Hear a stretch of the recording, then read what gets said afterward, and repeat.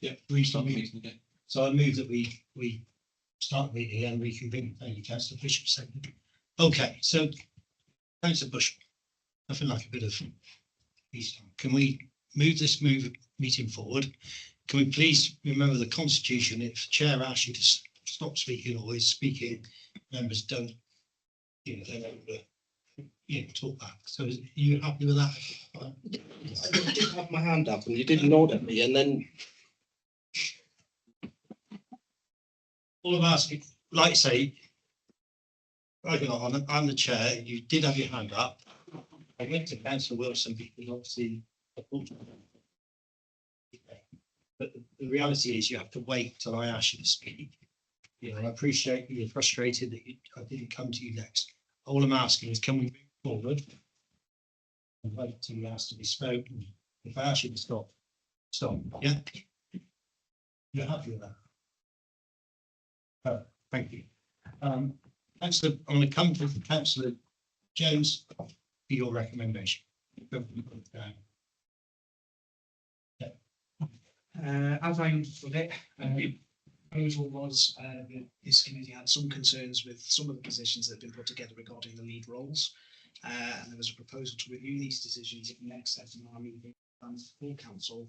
There's also a recommendation to consider a lead member for the rural communities, and that all lead member roles are a true reflection of that role where possible. As Including being from that area. including being from that area. Can we specifically put that? Can I just get? And our sorry, Chair. Sorry, can I just? Well, you want to have to. Let's get the full bit. So sorry. So yeah, and are we happy with and has an understanding of that area where possible? Do you want me to read it again with the full proposal? Yes, please. Yeah, so Can then you advise us? So again, as I understood it, this committee has some concerns with some of the positions that have been put together regarding the lead roles. There was a recommendation to review these lead role decisions at SNR in advance of full council. There's also a recommendation to consider the lead member for rural communities, and that all lead member roles are a true reflection, including from being from that area where possible. And having an understanding of the issue. Issue Of the it's used plural, maybe. Sorry, John. Thank you. Yeah, I mean, thank you for that, and obviously that's been moved and seconded. I would move I would move a counter proposal, which I know I'm going to lose, but I'll move it anyway because I think it's important it's said and recorded that I think this is a job for full council at the end of the day, and it's been a clear route for this sort of stuff forevermore. So I guess there can't be a proposal. I'm just against the whole what was saying. So I think ultimately we're playing a bit of politics, if we're honest, aren't we? There's a lot of politics going on, and I appreciate we're in a political arena. I mean, that's the the size of it. So that's really where these decisions will be made about positions, because that is the place that does it. I would have been quite happily to have supported that we put forward a recommendation that there was a lead member for rural communities. I'm just nervous about I mean, it's very subjective, isn't it, of who's suitable, who's ultimately it's down to opinions, isn't it? I mean, presumably if somebody was to put themselves forward for a position, there will be some, and there was somebody else to put themselves forward, there would be some sort of debate. In that debate, the persons putting themselves forward could make that point to the whole council of why they think they're the most suitable, most appropriate, whatever way you look at it. So that's why I can't support this motion. But I don't need to make a proposal because I'm just saying I'm not going to support it for those reasons.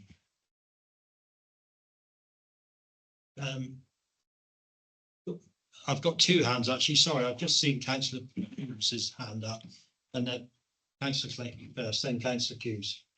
Yeah, very briefly, Chair. Whatever this committee decides upon, it would be more than useful if a member of this committee could actually go to SNR on Monday or attend virtually just for 10 minutes, 15 minutes, just to, I know some people can't do that, but I mean, somebody from here presumably could do, just to give the rationale behind this. The reason why I'm saying that is there's going to be nobody at SNR here on Monday. Members, Ken's not there and I'm not there. We're both on an LGR meeting in Exeter, so there'll be nobody to actually. It's all right having a piece of paper, but it'd be far better if a member of this committee could explain exactly what your thoughts are and your rationale for putting forward this motion. If you can, I know Councillor Jones has issues time-wise and things, but somebody here presumably could step into that and just go along and say, if it's virtually, just say why you've done that, why you're putting this forward. And I'm sure they would appreciate that rather than just seeing it on a piece of paper. Thank you, Councillor. We come to Councillor Coombs, then I'm going to go to the vote, and then we're going to come to Councillor David's second point. Yeah, I'm sorry I can't be there tonight, which obviously means that I can't vote. But the point that Frank was just making, just adding on to that, the point about who the councillor can be and can't be, that will be covered anyway, as Ken's saying, when it's voted for at full council, because you'll be able to put names forward and vote for who it is and who it isn't. So I don't see that you need that as part of your motion. That's all I was going to say. Thank you, Councillor Coombs. Okay, so on the proposer, got Councillor Jones, Councillor Sarah. Councillor Wilson, the second. And, so those in favour of the motion? That's clearly carried. Thank you. And your second point. Well, yeah, I'll start by I will start by apologising that we went off on a tangent, and let's move on from that. We must reflect on the fact that the report is incredibly positive, and there is a lot of really good stuff in there. So let's not let that conversation of the last 40 minutes detract from that in any way whatsoever. I think everyone works really hard and really cares about it. I think that comes out in the discussions that we have. Everyone loves the area, loves the council, and really puts an effort to do the best we can to represent it. Sorry to focus on another negative point, but I think it's an important one just to look at, which was, and I think this probably comes from people caring a lot, which it did make note of officers being overstretched and doing a lot and carrying multiple roles. And I just wanted to just ask a few questions on that. Or is there anything that we are doing to give those officers support to check that people are getting the support that they need and that we're not pushing people to breaking point? Yeah, you, Chair. Yeah, yes, I mean, there are some recommendations within the actual community. And equally, I think there's lots of other sort of wellbeing support mechanisms that are in place that generally we discussed at governance committee in terms of the wellbeing survey and so on. And equally within the recommendation we are looking at that successful planning now, workforce planning, so that we are ensuring that we are looking after those officers and making sure that there's adequate support. Tracy mentioned earlier in terms of we're having successes with some of our recruitment now, we're utilising growing our own and so on and so forth. So we are trying to address that to ensure that we are. Kenny, you know. Yeah, I mean, and we've discussed this strategy resources informally as well, but in the run up to LGR, there are going to be more calls on councillor and officer time, probably culminating in officers being completely taken out of the day job and either seconded or put on specific issues in relation to LGR, and that will start ramping up probably this July after the decision is made, and so informally between SMT and Strategy and Resources members, we've talked about looking at the priorities for this 2-year period and whether we should be looking at looking at what things we want to actually get done during this 2-year period, because there is a danger that officers who are already stretched at the moment will have additional burdens placed on them because, number one, because of the work that's required through LGR, and two, because quite rightly, members and officers want to get on, crack on and get an awful lot of things done before the vesting day. So we just need to be very mindful of that in the next 12 to 18 months, I think, as well. So that's an ongoing discussion taking place with strategy and resources. Right, got distracted by the. Thank you. Thank you. No, I think from my point, I think it is a tremendously officers, anxious time. None of us like change at the best of times in our jobs, day jobs. Just got to remember our staff and officers are exactly the same. It's going to be change, and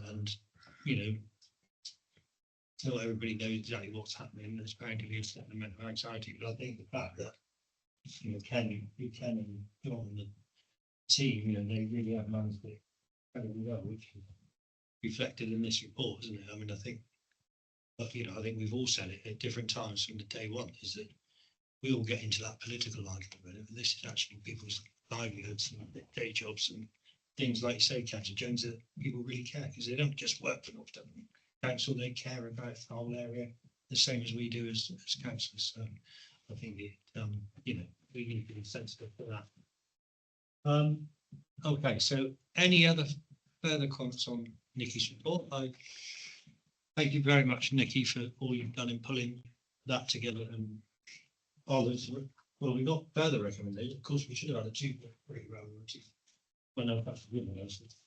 I'm quite happy to. So the recommendations, the two further recommendations, 2.1 and 2.2 in the report, which is that members note the LGA feedback report and recommendations contained within, and that the report was published on the council's website. The full report was included in Appendix A, which we debated. And 2.2 is that members recommend to strategy and resources that the proposed action plan to take forwards the LGA recommendations is set out in Appendix B. But did we ought to now reflect? I think that should become 2.3, the motion that was carried, shouldn't it? Yeah, you've already taken the vote on that previous, those points that you had concerns about. So I think that becomes 2.3. So 2.2 can be simply that members recommend to Strategy and Resources Committee that the proposed action plan be taken forwards. The proposed action plan to take forwards the LGA recommendations as set out in Appendix B be adopted, subject to the issues resolved in the previous. Thanks, official councillor. Before we move on to that, I'll leave it, Councillor Clayton, through the chair. He did suggest that somebody from this committee address S&R. Do we want to tackle that before we move on to the other ones? And it might be something worth doing, that in the future, if recommendations, because I know that things slipped back in the autumn, didn't they? Because the report, wasn't noticed by SNR. I think that maybe when we give recommendations, somebody from this committee does go and specifically. I think it's only good manners, really. If you I've found before in the past, somebody's called a planning application in not turned up to present it. So I think it's only good manners that we do. Well, I think there was a very practical reason for raising that issue, in particular for Strategy and Resources on Monday, because as Councillor Clayton said, he and I, who would normally be at Strategy and Resources, are both engaged in Exeter on a local government reorganisation meeting. And so I think that's why the suggestion was coming forward that perhaps somebody from the committee can make sure that the sort of background to those concerns is expressed at the committee. Otherwise, it would have been one of us going along doing it. I do get that. However, neither of you are members of it, and we've seen that You still represent. although in a lot of things you can represent, but it might be worth going forwards. That you're making a really good point. You are making a really good point, but it's again back to any member of the council, as I understand it, can attend any committee meeting, and then ask the chair to speak on it. I've never known a chair yet not allow of any committee, not allow somebody to speak to it. So And it won't be a vacuum chair, I can assure you, because, you know, between then and now, the minutes will be coming out. You know, I'll make sure that officers are briefed anyway going into it. What time is the meeting to and from? 10 o'clock. Till what time? Great finish. Does it go past lunch? That's Not not usually. very often. No. Chair, I think that's a very good idea, actually. If I can just say, you know, setting a precedent in a way, but the importance of this committee, and we did have a bit of a slip up, as you know, as we all acknowledged before with the tradeways. And it would have been useful for somebody to have come along then. It would have been very useful, but there was a time restriction, and there were. I'm not making excuses, but there was a reason for that before. But for something like this, I think it would be ideal. As long as you realise there's already a full agenda, and you might be restricted to say 5 minutes. And you might want, you know, then stay around if there's any questions that members want to ask. But I don't see any reason why that shouldn't occur in the future. I will. I'm sorry, Chair. I will brief Councillor Lever, who will be chairing. Just been, we've got security outside. Right. No. Lock us out, lock us in. Look, members, we've had a very long day. You haven't decided if anybody is going to go along. Well, I mean, Can we take that offline? We'll try and make sure that this goes. It doesn't need a formal I mean, resolution. I'm actually away, and I'm not sure that I probably, you know, whether Oh, that sounds best. Let's try and sneak out for 5 minutes. The right, let's like I say, if somebody can make it, I am genuinely not sure I was the best person anyway. But we've got a problem in that we've got another item to go and we finished that. So very, very, I mean, I was going to suggest we don't discuss, because I think it's already come out tonight that I don't intend to put myself forward to chair this committee in the next council year. So so I think it wouldn't be really appropriate for me to debate in the work programme, because it's the committee's work programme. So I was going to suggest that we don't debate the work programme as such. I think it's important whoever the new chair is and the new committee, you know, your work programme. Closing it down, so if you're happy with that. But there is obviously Sarah's report and Peter's report. Is there anything that you desperately need to report back to us? There's nothing desperate, just a progress report, which when are we next meeting? I mean, it can be deferred. In May, wasn't it? May meeting. There's nothing, you know, it's all good. There's nothing coming up. It's. The report was pretty much completed. We're just taking some further recommendations, and we will present the report at the next meeting. Can we circulate? We can circulate something. Just one sentence. Well, earlier we spoke about planning coming back to us with a report, and I wanted to add that onto the work programme. Yeah, well, that'll be picked up through the. Yeah, just formally, when we're on the item, I wanted to make sure that was added to the work programme. I guess we done fairly quickly. Like I said, yeah, we'll use that as a resolution of this committee. It come back. Yeah, thanks for Kim to the hand up, Chair, but It seems to be there's happening. Thanks, Kim. Keep it very, very, very quick. We've got Oh, security. yeah, it's just, Time. yeah. It's a shame because we've done some really good stuff on our working group. Sarah, do you think maybe we could just do it in some type of email to the group of what's happened? I was saying to Frank, can we do an email? Yeah, absolutely. So Becky, you and I we could compose something. And thank you for what you have, those two working groups, and the pannier market working group is started and you know. Okay, thank you ever so much for your time. Long one, but passionate. Have a good evening. Still. Nobody even blinked an eye about it. It is 6:30, so welcome members, officers, Tracy in particular, and Nicky. And obviously, Lynn, welcome, leader, nice to see you. Obviously, especially considering it's Easter holidays, thanks to all those that have made it. Just a reminder that we to switch off your mobile phones to silent.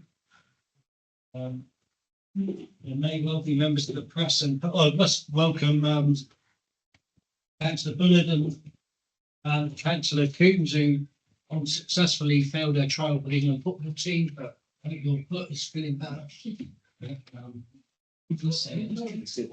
So just be aware that evening. members of the public and press might join us virtually. Members, can I please ask that those attending virtually switch off your microphone and to avoid any distraction during the meeting. The meeting is being recorded and will be available on the YouTube channel. Reminder to councillors to ensure that those attending virtually can hear the proceedings and the recording to capture the entire meeting. Please ensure that you project your voice clearly. Please remember it's a formal meeting, therefore do not refer to councillors by first names.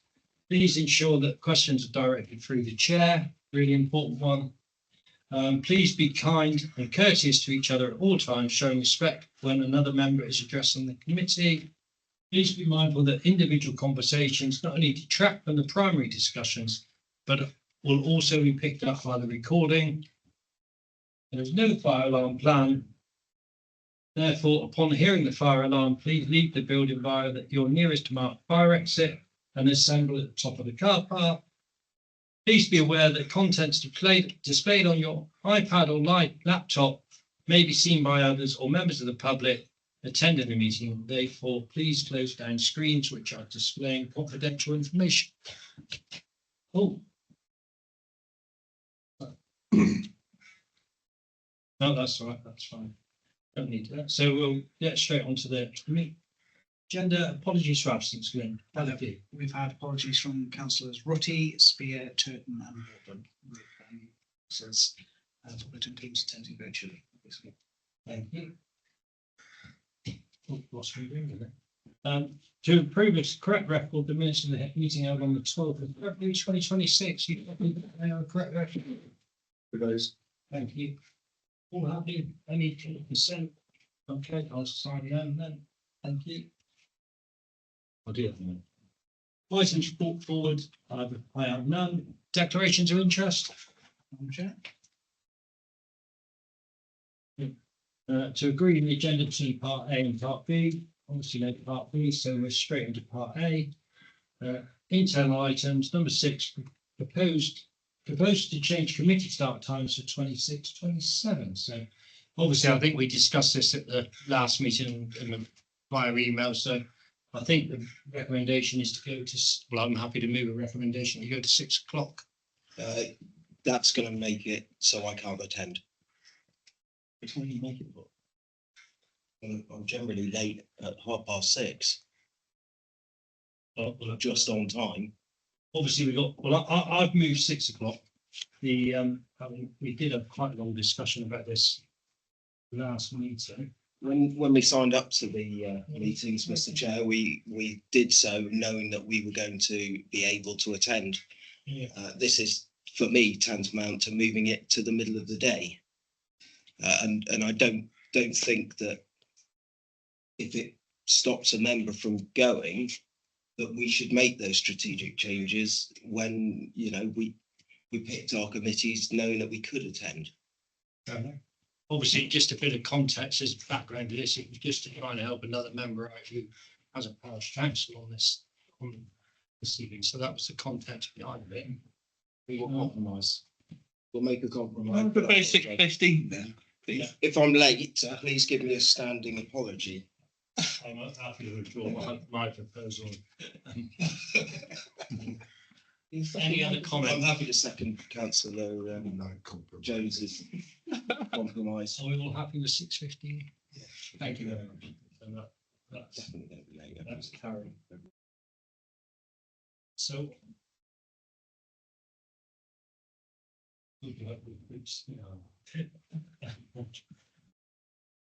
Item 7 is planning service update. So obviously this is, thanks very much to Tracy and your team. Realise it's an incredibly busy time you all have. Everybody has an opinion on it, but, yeah, it's useful to have you along and so, and obviously also to Councillor Prowse and Councillor Walker, who are the respective lead members that get involved with planning. But I don't know who's going to open up. So I think I'm going to do the presentation and then Ken's going to chip in, aren't you? If we do it. So over to you, Chris. Thank you. I'll try and be brief because I know I can talk, so I'm just I'm trying to be brief. So thank you for inviting me. I'm sure most of you know me. My name is Tracy Blackmore, I'm the Service Manager for Development Management. We haven't got the clicker working either, have we? So I'm going to have to say next slide, which I know is really annoying. Okay, next slide. So I just wanted to give you a little bit of a flavour, really, of development management. It may be a department that some members are not don't know as much about as other members. So it was really just to give you a little bit of a flavour of what we do, where we are, what we've perhaps been doing over the last 3 years, what we've achieved, what we're still trying to achieve. Just to give you a little bit of a flavour of development management, really. So just in terms of an overview, we have 16 planning officers in the team. We've got 11 planning support officers and specialist officers. And specialist officers, they are enforcement officers. We've got a development management systems officer that looks at all our systems in terms of how they work, and a section 106 monitoring officer. On the sort of wider councils, this is not in development management. We also have specialist officers, including a conservation officer, tree officer, and sustainability officer, who we work with a lot in terms of looking at planning applications. We have currently 2 vacancies in the department, so for two planning officer apprentices that we're hoping to go out for recruitment probably in the summer, probably just to capture people probably leaving school or college.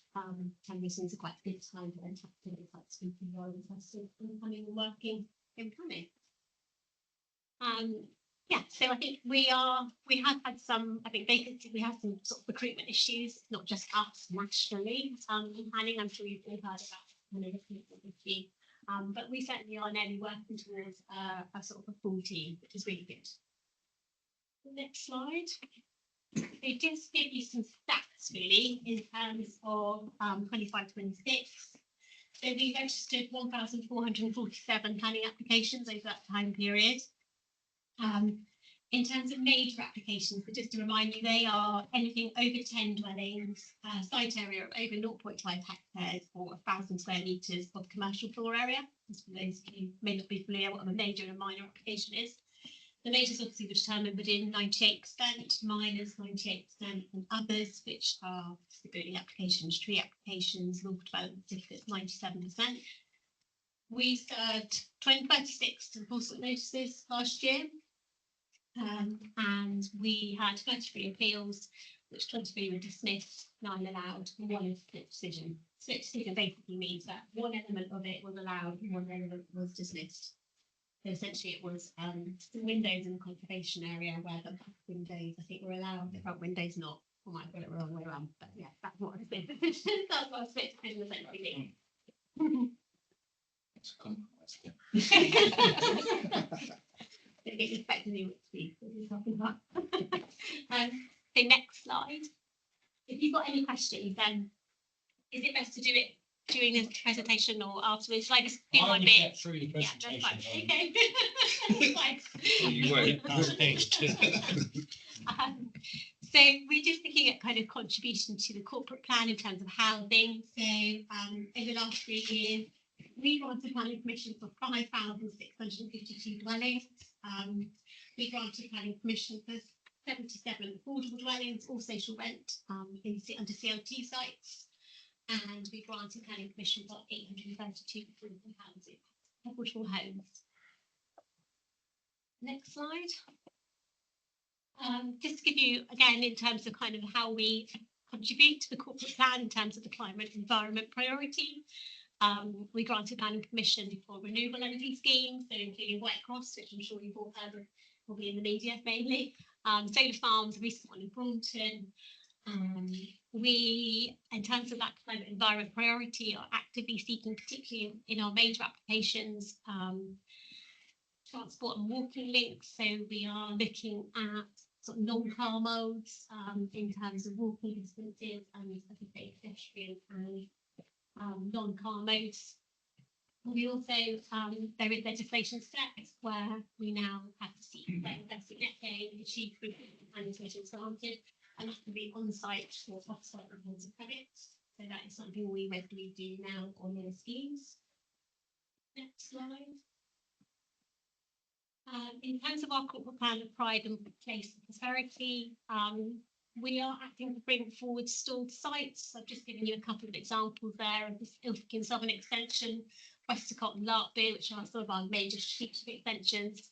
Particularly for Westercott and Larkbere, our lead major officer has something called planning performance agreements with the developer, where we work with that developer. We actually have a meeting every fortnight with them to look at how we can move forward sites, what we can do to actively help to actually get them on site, which has really helped, I think, particularly some of our allocating sites where we've had some problems. You know, sometimes it is market conditions. It's not always something we can help with, but where we can help, we are actively trying to bring sites forward, particularly when they have, you know, made a major difference in terms of developing our housing numbers for our 5-year housing land supply and for our affordable housing contribution. We've also granted planning permission for a number of economic developments. So there's some business units in Roundswell, which is that small right-hand image there in Roundswell, just basically opposite the node. I'm sure you probably drive past a few times. Tivernow, we've equally got some commercial units, and I've got the new Lidl supermarket in Tivernow, which is pending an application. That's actually had a lot of support, 90% of support from locals. It's great. So we also seek to live a local plan. We're active partners on place partnerships, including Ilfracombe and Barnstable, which I think also really helps us making sure that we are on those place partnerships to achieve what particularly Barnstable and Ilfracombe are trying to achieve. Next slide.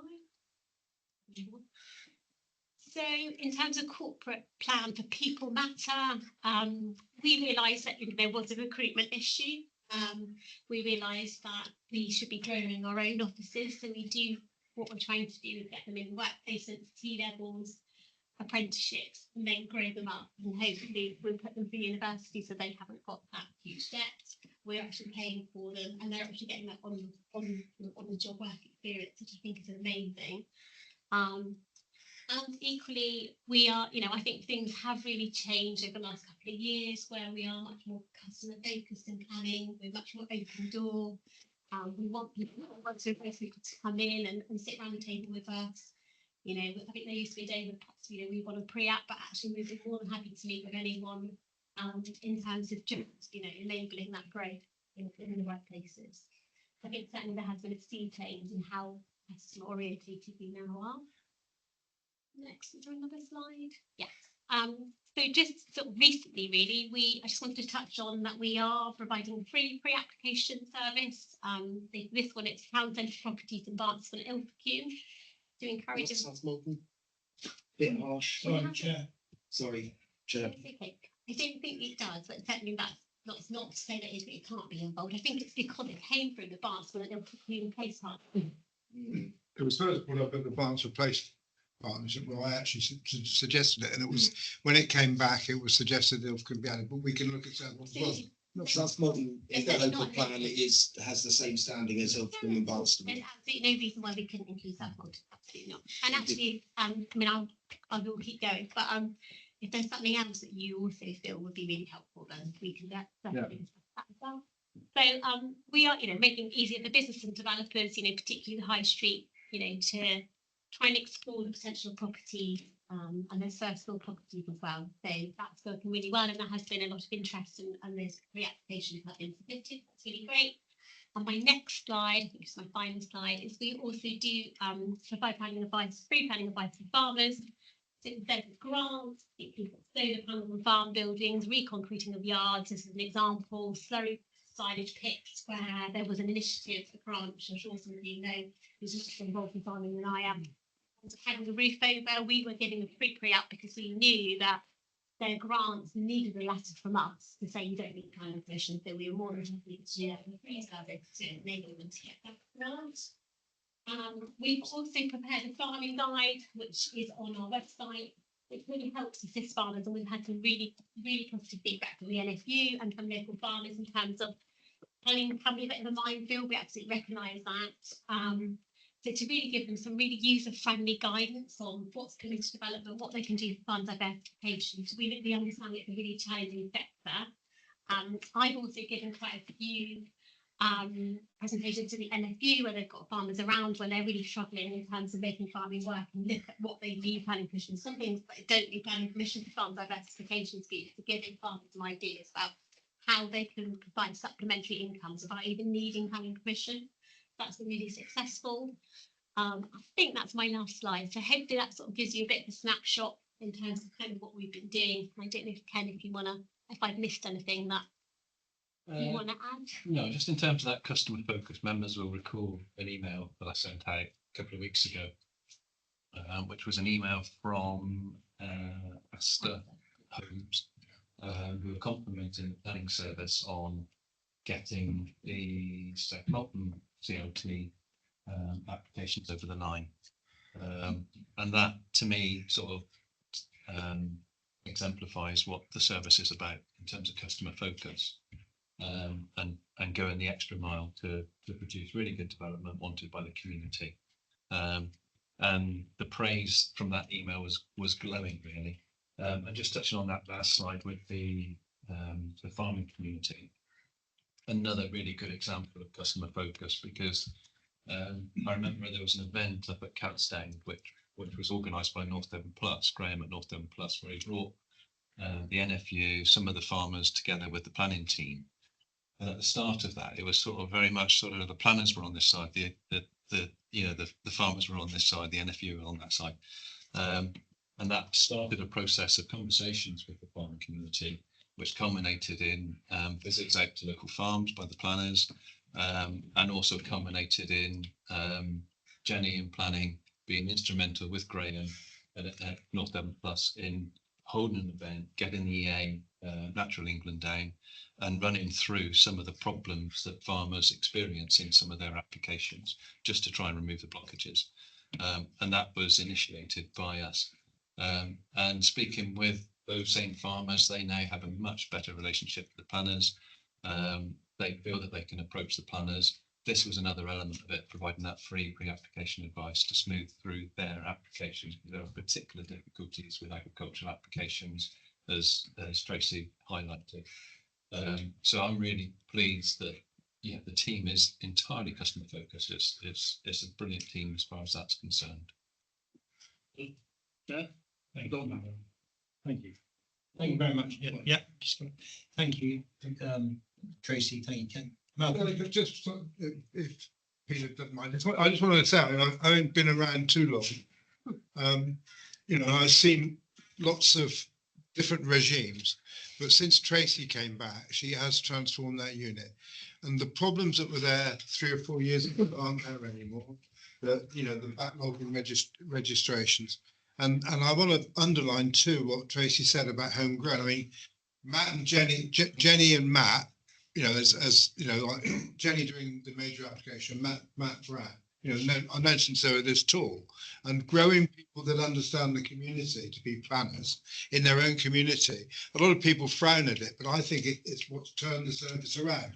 And with Chris Evely as well, we've got a fantastic team, and they're the best that I've seen as a team. And I just want to put that on record, that they are really doing a fantastic job. And it's actually financially, it also is now producing a lot of income because it's customer friendly, and people are approaching us and making applications that they wouldn't have done in the past. So it does more than break even the service, and it really is doing well. So I just wanted to say that in front of Tracy and put it on record, Chair. Sorry, Peter. No, I mean, you sort of picked up on one of my questions, really, Malcolm, so thank you for those comments. I agree. I mean, the stats back it up, 98%.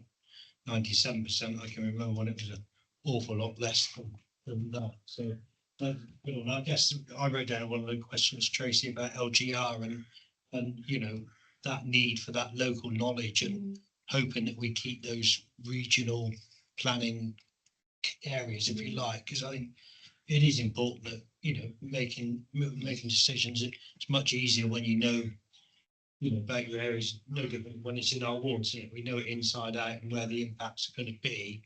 You know, it'd be sad under the LGR if we lose that area planning committee. I don't suppose you're allowed to comment on that, but I just plant that really is that, you know, I think whatever happens to LGR, I hope, you know, and not just planning, I think right across, you know, is getting that local people, you know, officers on many issues will be vital. Trying to work out what's going, you know, we wouldn't have a clue what to say about New Navat, would we really? You know, we sort of, you know, we'd know policy and we'd know everything else, but we wouldn't know what makes that town or that area tick. So, yeah, can you better jump in some point? And then I'll come to you, Peter. Just on the LGR issue, I think it's recognised that there are a number of services where they have to be delivered locally to be effective. Planning is one of those. All I can say is, as part of the discussions that are ongoing at the moment in relation to LGR, that is recognised and that will be taken forward. We are waiting for the decision to come out from government, which is probably going to be about mid-July, and at that point, work will start in earnest on bringing the services together under whatever model is chosen by government, and those principles will be taken on board as part of that. I've got Councillor James, Councillor Bullard, then Councillor Bushell. Okay. Yeah, just a few comments. But firstly, and some of you might know that I'm a trailblazer chair that defines standards for UK apprenticeships. So always a massive advocate of apprenticeships. I mean, I think in places like North Devon, it's the way forward, and it's amazing to see what you've done in the department. And I'll loop back around to that. But the other point I just want to make as well is that I don't know if people are aware of this, but we go out and we test on the Little Dart regularly for water quality, and we saw with your change to the policy made an instant difference where there was a regular pollution incident on a particular stream, and they were aware that we were picking up pollution, and then they instantly put in an application for a silage cover, and the problem's gone forever. So that's amazing example of it working on the ground. I just wanted to cover because we used to have a lot of agency staff. Is that now no longer the case? So we've got currently one agency planner who's finishes next week. He's going travelling. So otherwise we are all full-time staff members. That's amazing. Yeah. Councillor Bullard, good evening. Good evening, everyone. sorry, Tracy, you're very faint, but I can just about make out what you're saying. No, I've got two questions really. One is on the planning you've delivered. You said 832 affordables in the last 3 years, 5,652 in total. That's only 14%. Are we committed to the 30%, or is that just the way it's gone the last 3 years? That's one question.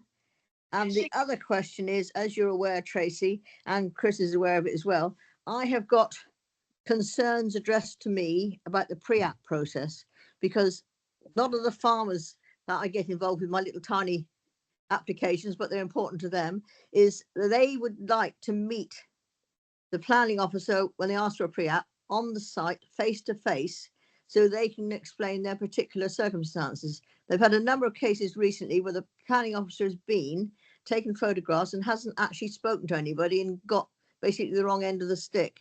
How can we overcome this? Because that is causing a lot of dissatisfaction within my ward. Okay. So I take the pre-app first. So first of all, there are different charges. So if there is a pre-app fee with a face-to-face meeting, so it's making sure your local constituents are confirming they want a pre-application inquiry with a face-to-face meeting. So making that really clear when they put that pre-app in, they don't want the planning officer to assess it and come back. They actually want a physical meeting, and that would have a slightly different fee to it. In terms of the dwellings, so yes, we are still very much 30% affordable housing on the larger major schemes, but obviously there will be single applications coming in all the time for just open market dwellings. Yeah, I mean, currently that's about 14%, which is way below 30, isn't it? And the other thing, I do emphasise to people that come to me and say they want to do a pre-app, I do say to tell them to put down on the pre-app application, please, a face-to-face one, which they're doing now. But in the past, they have been very dissatisfied that they haven't. Someone's just gone in, looked at the site, and disappeared, and haven't actually got the hang of what they really want to do. So I think it just depends really. I think, you know, if they need to know if they need planning permission for their porch, that's obviously very different. Yeah. You know, if they want, I don't know, planning permission to convert their barn, where maybe that might be a bit more specialist. But I think what I would do is for you to continue saying, you know, this is a bit more of a specialist application. We definitely would like a face-to-face meeting with a planning officer. That's what they're asking for. Yeah. I think you members, you know, just to have a little briefing note out to members on that, all members on it, certainly really.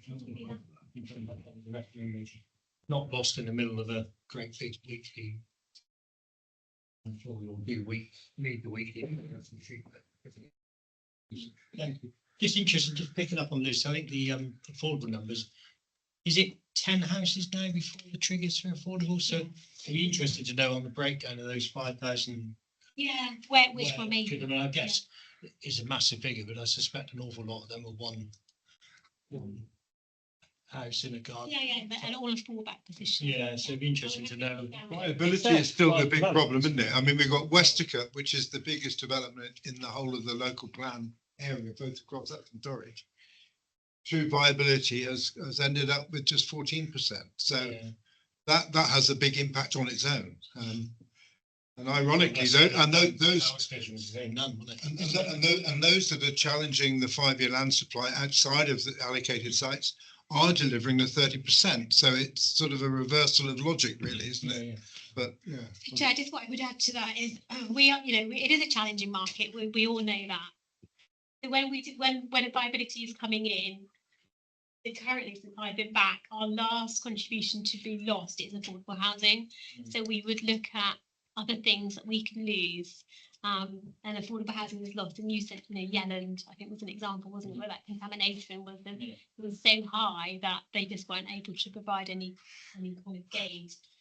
So what I was sort of saying, if there is a viability, the affordable housing would be our last on our shopping list that we would like to do, because we understand that's a corporate priority for the council. Thank you. Sorry, Councillor Bushing. So I'd like to thank you for recruiting and training on the job, because we all know that the brain drain is detrimental to our economy, and by stopping people from moving away, they're more likely to stay. And we do have a lovely place to live. I'm sure that the chair has pointed out that I filled out one of our new forms because I think we can go a little bit further to help the corporate priority of the climate and the environment for householders and non-commercial renewables, or things like the barn owl barns that you just build and it can't use anything else. I understand for things like the barn, it's quite expensive, although it's a massive loss to the person who's putting it in. And the same with solar panels on roofs, because I guess if they're ground mounted, there's more work. Whether we could do a reduction in fees, or whether we could streamline the process. So we say, if you're putting solar panels on your roof, you'll get an answer within 30 days, because it helps the economy move forwards. People can get employed. Some of them are pretty much rubber stamping, aren't they? Yeah, so through you, Chair. I mean, so in terms of a planning application, I haven't really got any discretion in terms of removing those fees. It was something set by the Planning Country Planning Act.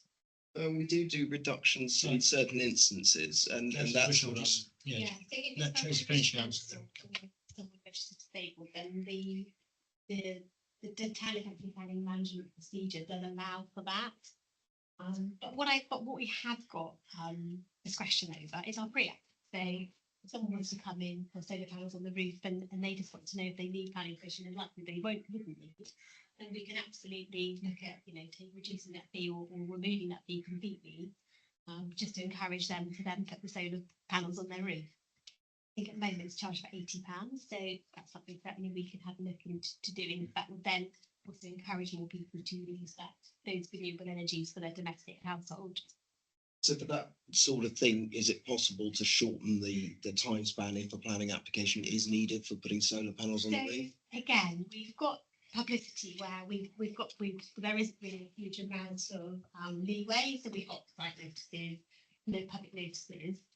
But once that's done, that public consultation, then yeah, we certainly can prioritise getting those types of applications out once that publicity period expired. And if there's no issues, then ultimately we want to get those applications out as well. Awesome. And Just, I think Ken did you want to come in on that point? Is this another different question, councillor? yeah, Is that Ken coming on that Yes, point? just on that point about encouraging those applications to come through. So we have removed the fees for pre-application discussions in two sectors. So the high streets we talked about and the agricultural sector. In relation to the agricultural sector, that was in direct response to representations being made to us by the sector, who had particular difficulties with some of their schemes where the EA Natural England were involved. And what they were finding was that they were getting one message from those agencies at the start and then another message from those agencies during the course of a planning application. And when we sat down with the sector to find out how that could be resolved, what they were telling us was, that should be resolved at pre-application stage. But the fees that were being imposed were barriers to them coming forward and submitting those pre-application discussions. So that was why we removed it in that particular case. But what we also did was look at the impact on the council in terms of the fees lost. So if we are suggesting looking again at areas such as the ones you've just suggested, then I think we do need to be specific as to which types of applications we want to consider, and also consider why we are doing that. Is there a push from particular households, for instance? Is there a blockage being caused by the fees being imposed? And then we can also look at the fees that we would lose as part of that. So we'd have to look at that, I think, as part of any consideration of waiving it, rather than just agreeing here and now to waive it, I think. I mean, I guess I'd written a note anyway, but I guess the answer is, Ken, is that, I mean, I'd move a recommendation that we ask SNR to look at this and consider the scope for taking away the pre-app fees for. could we discuss it here, at another meeting before it goes to SNR? Because it seems like this is a bit of a policy thing. And I'm sure that Ken and Tracy will talk about it and go, what can we do? I mean, particularly with a batten barn owl barn, which cannot be used for anything else. You're probably looking at £30,000. Some of that will be covered by a grant, but there are thousands and thousands of pounds put in by the person who's put the application in. And I think we want to increase that level of habitat. I'm guilty myself of putting in a Class Q application. And although there is, the planning says, yes, you need to have an area which is guided by ecologists to reduce the detriment. I'll come back to. I think that sort of thing would be really amazing if we could encourage. Yeah, and I'm people looking for a report to come back here first before this. Ken, did you want to? Yeah, you're absolutely right. Yeah, this is something that can be discussed at this committee. All I would say is, we need to examine what the driver for this is. With agricultural driver, we were being told that this is a blockage. I'm not aware of anybody coming forward and saying, I'd built a barn owl nest or whatever it was, other than the fact that you're charging a pre-application fee. So let's have a look at it by all means, but I think we need to be really clear as to why we're doing it. What is the driver for it? If it's to encourage a particular type of development, then that could be the driver. That's fine. But as I said, I'm not aware of any suggestion that the current charging of a pre-application fee for that type of development is a blockage to it coming forward, which is what we've had in other instances. Well, I think from my point of view, I think it is about encouraging renewable energy, and I think we're all fed up with seeing solar panels appear on fields. We can do anything as a council that's not going to break us and move forward that would enable people to sort of find out about it. I think it would be a good thing. So welcome a report back you know, I guess that would be the reason. How can we encourage more people to look And at it it? aligns with our corporate priorities as well. And all I'd ask is so that we as officers can go away and look at it. What's the purpose? We need to know what the types of development you want to look at are. But I think we I can, think roof mounted solar is, it's, Yeah, so would it be domestic renewable energy, that type of, I mean, I could certainly look at what perhaps we have, what then that would. I think it's both, isn't it? Is it domestic and industrial? Because I think, you know, people say all the time, you know, why are we not putting more solar panels on the tin roofs? yeah, maybe we Or could just say solar, it's roof mounted yeah. solar, because I, there's a difference between a big company coming in which is going to make money and us encouraging behaviours that we like. And I think that people, as Frank is saying, don't necessarily love the idea of losing farmland. I know that arguments can say that there's biodiversity gains, but really people would rather see solar panels on roofs, you know, and I could do some work on that in terms of. Well, I think it's something that through the, you know, the chair and the vice chair, they can look at it in the work programme and, you know, scoping it to and bring back. certainly I don't think we want to encourage ground mounted solar panels if there is a roof there. And I know that's happened in the I think- past. You know, I'm not stopping the debate, but I think, you know, the point is we want this to come back and we can then have a proper full debate. You got a second question then? I think Just check, Councillor James, was your point? Before my actual question, it's just on this one though, I think Ken makes a good point, because you don't need planning to put solar panels up unless presumably the house you live in means that you have to ask planning permission for anything. But we would still have to go through, the pre-app's irrelevant to them then, isn't it? They still need planning There permission. are some people that do come into us and say, do we need planning permission? GDPR, which in most cases they don't need it, providing they have roof or of that. They can just use AI these days for that device. Some people like it because when if they sell their property, issue with the solicitor, they've actually got something in writing from the local planning authority here that they didn't need planning permission for the solar panels on their roof. So we do get, I can take and see how many we actually get. That would be helpful. What the number of reacts we get across all different, so that's dependent on the and what that money then would be taken as a removing that thing. Would be some really good publicity for the council if we put a press release out saying, look, you know, we want this to happen. We're pro roofs, we're less pro Well, the ground. point is, we're pro roofs, isn't it? I think we can I'll start. talk to Malcolm about ground mount because I know you think I live in they're a kind of nice. tonight, I've got a ground mounted array and then I needed planning permission for it. So because it was outside the direct coverage of my property. So there's, you know, there were so many, you can't judge the issue on just one case. I think Tracy's to but then let her have a look at it and come back. That would really help. Okay, I'm going to move off the subject. Councillor Bush, you got a second question. I did. I just had two areas which I don't think were elaborated on in the thing was to do with the validation times and how long that's going. Because I know previous, I mean, a couple of years ago, we did have issues. We're doing really well, so I did check today because we're validating from the 7th of April.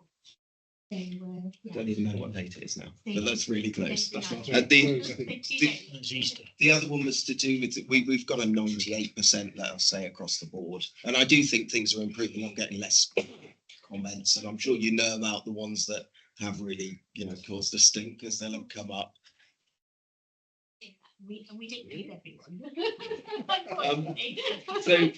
So what wasn't covered there was, we understand that if an application isn't going to get passed, it's quite often the opposite will say, would you like to withdraw it and then resubmit it? Do you have any figures on that? Have I curveballed you out of this one? So that doesn't happen too much. So the legislation changed in 2024 where you withdraw an application, you've got a free go within the next 12 months. That's been stopped. So actually, there isn't, I guess, that appetite necessarily to withdraw. The only reason they would withdraw is perhaps they wouldn't want the refusal on their we do offer them to withdraw if they don't want the refusal, but ultimately, yes, I don't think there used to be quite a big issue that then they say they could resubmit as a free go, but there isn't that cherry now to do that. I guess that you don't have the figures and you don't record them. Could we start recording them just so? How we many can- withdrawn? Well, the offers are recommended withdrawals, and I'm not so much about the big developers. I'm very much about the householders. Okay, And I do have to thank you about the CLT because I think, you know, in South Molton, Yeah. Jenny was fantastic with that. in terms if things hadn't been done Oh, gosh, you've lost. at the time they would have lost the funding. And I think it's the biggest CLT in North Devon or in Devon, one of the two. And South Molton so desperately needs Yeah, these houses, and hopefully, and there's people on site now, isn't there? Actually, I don't know exactly. Yeah, I when, believe there but are they have- people on yes, site. Yeah, Yeah. that's really Would- great. which is good because I think that otherwise they'd have lost the funding, and they do thank you for that. And hopefully there will be more CLTs, maybe not necessarily by the same CLT, but it would be really nice. And I know that there are a number of exception sites which quite probably would be suitable for that. Yeah. It shows that the process can work. And I think we've all felt that we haven't had as much negative feedback from planning as we might have had in the past. We try and be proactive. You know, we can't always say yes, but you know, we try. If there is a solution, we will find you a solution. Generally, yeah, you can curve the edges and try and find a happy medium, like the meeting times there, Peter. Right, thank you, thank you. Peter, you got a Yeah, question? a point, another question. Just on enforcement, because again, we were sat in this room 2 years ago and there wasn't any enforcement. Now we've got Jack, who I must say is doing an incredible job. He's very pragmatic. He's fair, he's good, he's Yeah. all over it. Yeah. He's brilliant. The question is, this is more of a policy one. It's probably to do with the local plan and changing our approach to it. I know Malcolm and I have discussed it before. It's just around the changing of 106 agreements in relation to holiday accommodation. So I think we're all probably aware now that we have a real shortage, particularly in rural areas, of smaller sort of rental accommodation, and we've got a lot of properties that are holiday accommodation, but when people are putting in to change the 106, they really struggle to do that, mainly because of what the policy is set. And I'm just, are things now in place to be able to change that so we can free up some of this unused holiday accommodation? The local plan is out of date. Simple as that. And in that's one area that it is. There aren't many, but that is one that is. And there's been debate about it at the Joint Planning Policy Committee, and I think we will be looking to change it, especially to meet local needs. And there should be more flexibility about giving people a few years, you know, to let it out when there's a housing crisis. So I think yeah. that policy DM18, isn't it? It's quite robust. And at the time, I guess, you know, we were trying to protect the economic kind of aspect, and I think there's still areas we probably want to do that. Yeah. We do recognise there is areas where actually if we go to a rental in terms of a housing crisis, then actually there are areas that we need to be a bit more flexible. So we definitely are working on that in terms of our new local plan policy. If people were to applied a couple of years ago and were to apply now, they're likely to get the same response. So, well, we had a recent one, planning committee, that has been successful. So perhaps they could have a look at that one. The policy is still there, essentially. We got there in the end. But It was one of those.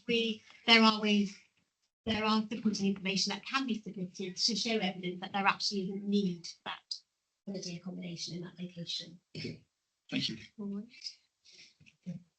I don't see any other hands, so I've got a couple, Tracy, from. Well, I think we covered with enforcement, really. I mean, 36 seems quite a low. So I would How many say, officers? I- How many officers have we got? So we've got Jack at the moment. No, We had reiterate what Stacey. Peter said about. Yeah, we had Stacey Salter, who was a contractor, who again, if you ever met Stacey, she equally is She amazing. was a hard woman. We've got Hayley Wilson starting, so we recognise that we did need another full-time enforcement officer employed. We've got Hayley Wilson, who starts on the 20th of April, so Jack's got, there's 2 full-time enforcement officers, which I think is about right. What was your other question? No, Sorry. I'm not there yet. Oh, right. But yeah, no, I mean, I think I'd reiterate what Peter said about Jack. I mean, obviously, Yeah. from my day job, I see quite a bit, and you know, his timeliness and his, you know, is incredible, and it's much appreciated. Yeah. Like I And said, his manner. Yeah, no, he's just got that right thing. What I was going to say is enforcement notices, they're quite small, but actually the enforcement notice should be the last resort. My success would actually be negotiate successfully for an enforcement notice. The enforcement notice means that I haven't been able to negotiate and I haven't been able to resolve it. And we recognise there are some people that just don't want to resolve those breaches. So that's where we have to go. But we do really try everything to, and it takes many years to get there. But the important is unfortunately is our last thing where we're just not really able to do it. There should be quite a few.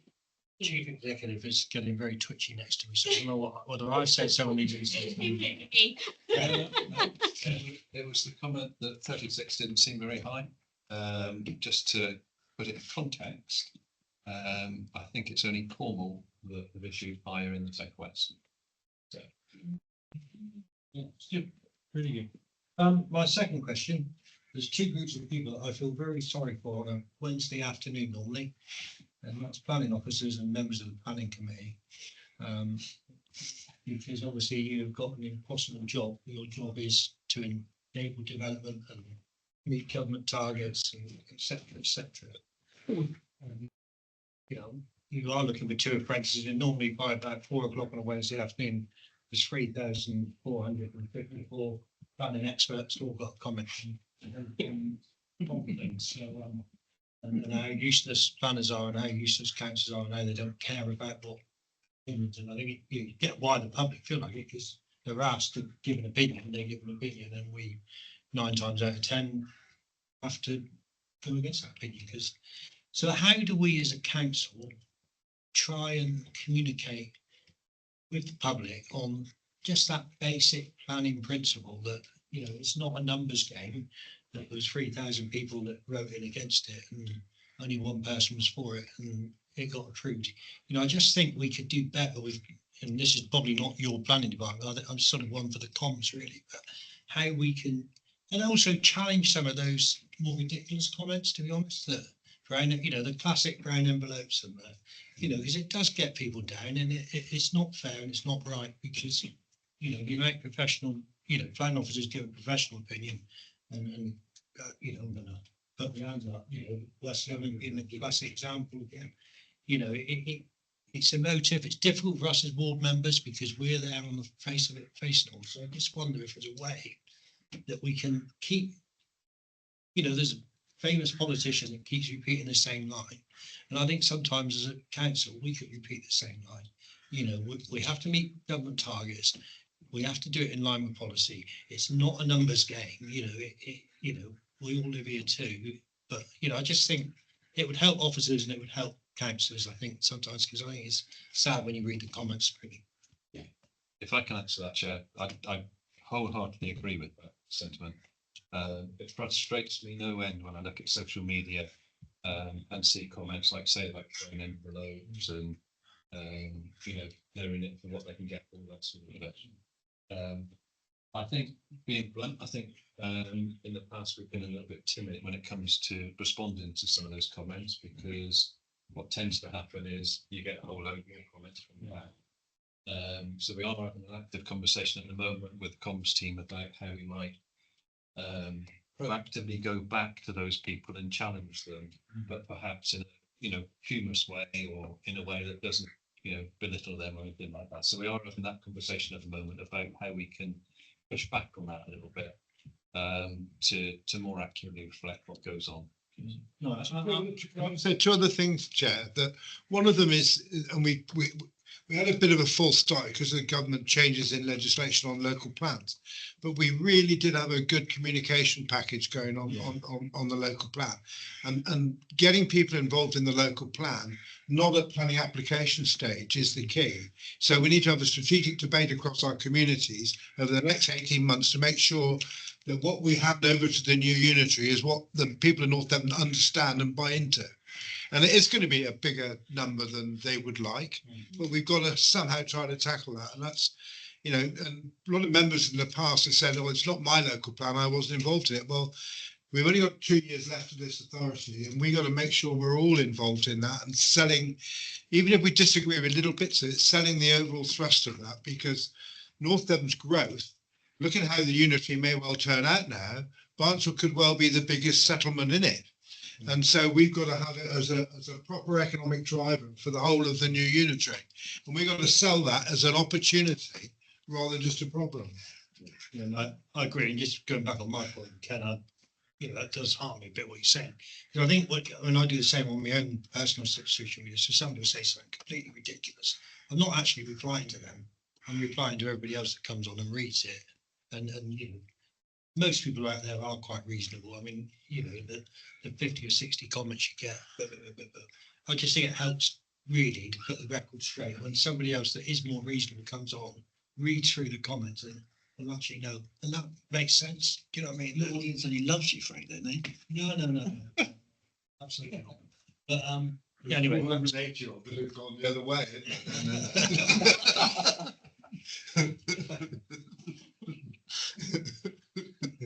anyway, it's not getting into individual. Any other questions, members? I don't see anybody. So obviously, again, Tracy, please, I mean, I think you've read all the positive comments. Please pass our thanks back to the whole team and everybody involved. Keep up the good work and thanks It'd again. be really nice if we could have a report back. It was just on that though, just So that's the recommendation, the report comes back, so we'll in addition to say that it's also these sort of like wildlife stuff. I don't know, like, are people putting in planning for like beaver homes or otter holes or I don't know, but like that, anything that's sort of environmental. It's like, it doesn't look into the development, but if you can, it's just right away. I think Matt was first for Simon's project where he put up Yeah. I mean, that was laudable, but it That cost. was an absolute, that. Can I just that bring was it done. back out of order if we've gone into general chit chat and there's any I gave you earlier on.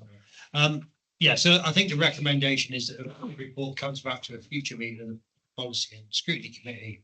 I'm looking at how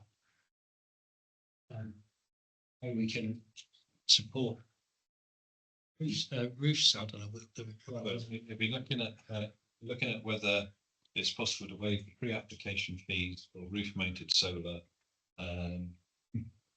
That'll do for a minute when it comes. Excellent, right. Yeah, it's the non-commercial side, just so we're showing that we are encouraging it. It might be that you don't get many of the pre-apps, but even if we don't get the pre-apps, it's not necessarily bad to say, well, we'll waive it. There was obviously the thing during World War II about the Spitfires, where the engineer said, we need to reinforce the Spit. No, this is really good. It's not. no, this is a good anecdote. Go on, I'll let you finish. That they analysed the Spitfires that managed to land back in the country. And one chap goes, we need to reinforce all the bits where the holes were. And another engineer said, no, these are the ones that made it home. So just because we're not having the application doesn't mean that people aren't being deterred even before the point of doing that. They just go, oh, look at the price of that. And Yeah, I can see, that's the point. Yeah. So non-commercial roof-mounted solar. Let's have a look at that. Thank you. Can I ask one more question? No, we're all industrial absolutely important. The problem is we've got. I've seen you. We've got another applicant. These, isn't it? We're just really important. I don't really if you want. It was just about accessing funding, like England funding and things like that. Okay, yeah. Okay. Thank you again, Tracy. Thank you, Helen. Thanks.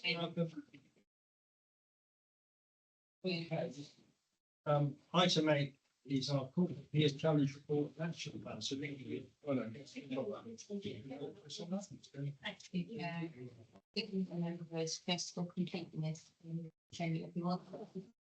Nikki Gordon. I'm head of organisational development.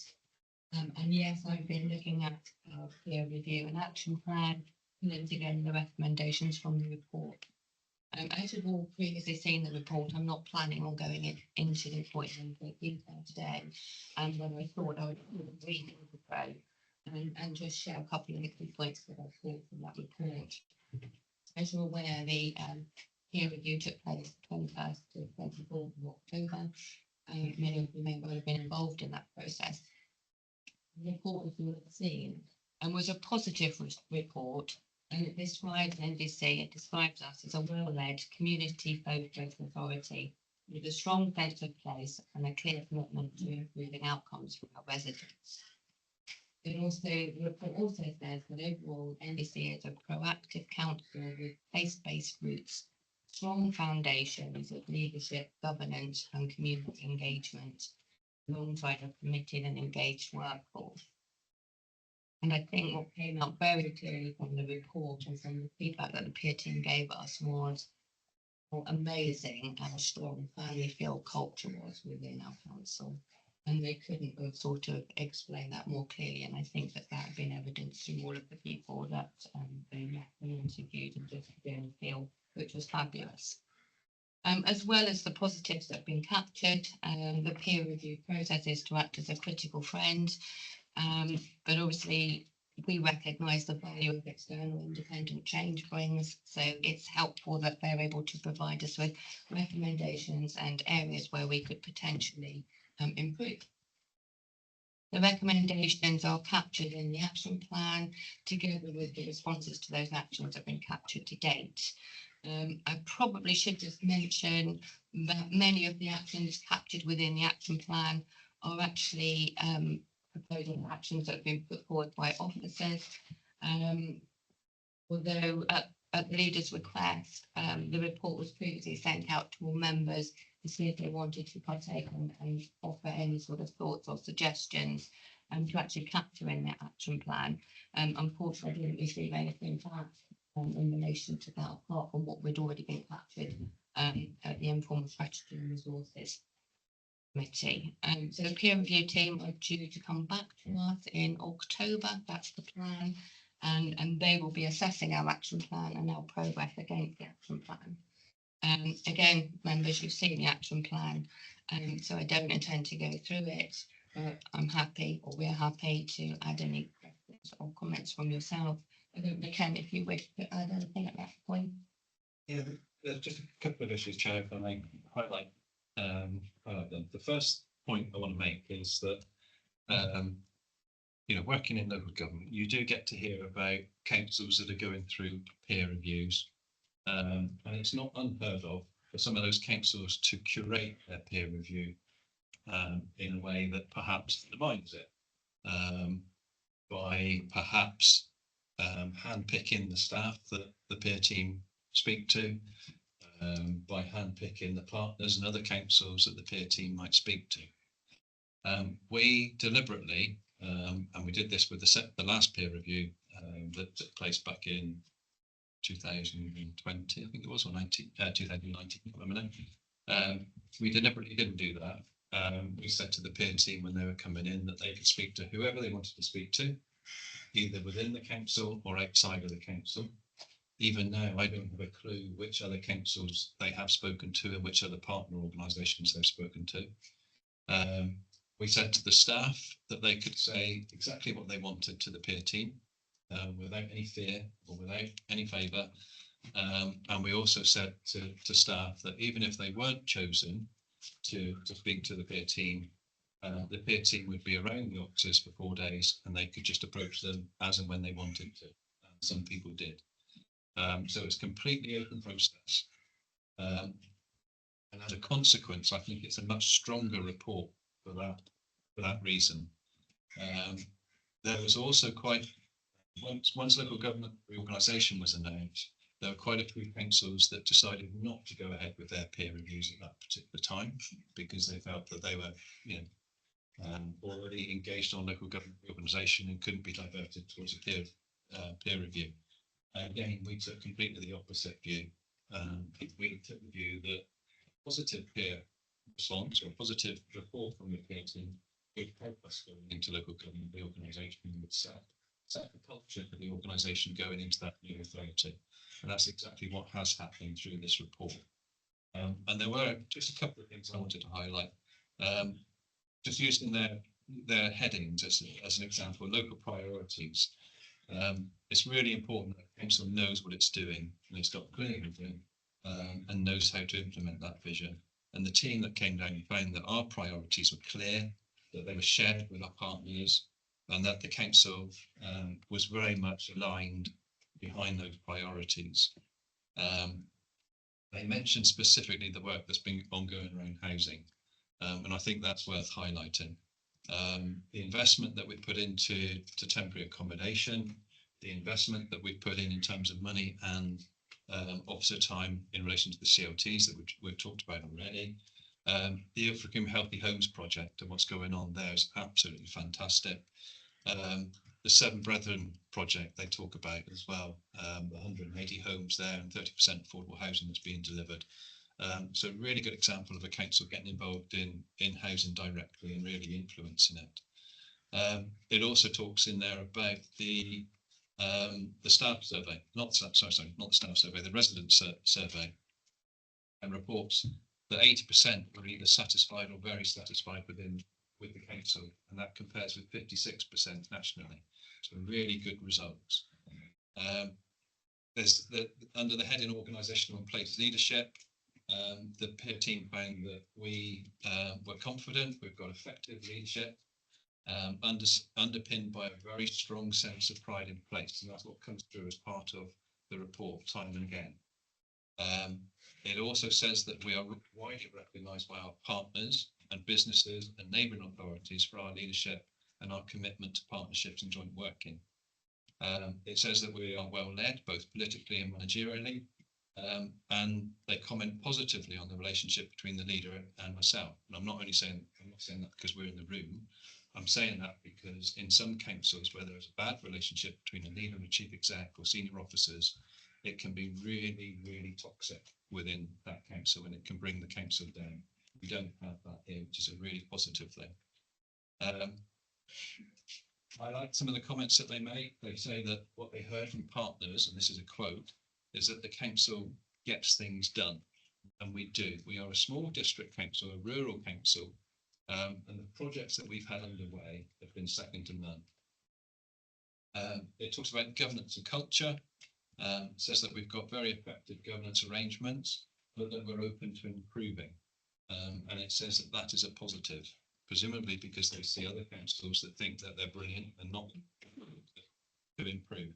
And they commended us for that. Nikki touched on it just now, but the one part of the report that I was really pleased with was the section dealing with the culture of the organisation. And there's that saying that an organisation is only as good as the people within it. And my interpretation of that is that if the staff are enthusiastic, if they're passionate about what they're doing, if they're caring for their place and hardworking, then the organisation will be as well. And that's what we're seeing. Going back to what I said about how the partners regard us as a council that gets things done, the only reason we do that is because the staff and the people involved in the council are passionate about their area, their communities, and they will go above and beyond in order to deliver for them. There's two quotes that I wanted to read out, and apologies for this, Chair. I know I'm sort of lengthening the debate, but I think it's really important, and if the press do pick up on this, I'd love this to be reported. But on page 18 of the report, which I think is on page 42 of your agenda, where it's talking about governance and culture, it says, it is important to emphasise what the peer team refer to as a family feel culture at the council. It is reflective of a well-engaged, trusting, open and collaborative council culture, one which has a strong sense of place and preoccupation for delivering for residents, but also one where staff are united in their endeavour and are proud to work for North Devon Council. This is a real strength and something that members and officers alike should be rightly proud of. And then a further quote, when the peer team are looking at capacity for improvement. So this starts on page 26, which is page 50 of the agenda. And it says, as already outlined, the council benefits from a dedicated, long-serving workforce with a strong positive culture and a clear commitment to community and priority programme delivery. Staff are respected by partners and ambitious in their efforts. This is a real strength of the council, especially as it looks forward to LGR.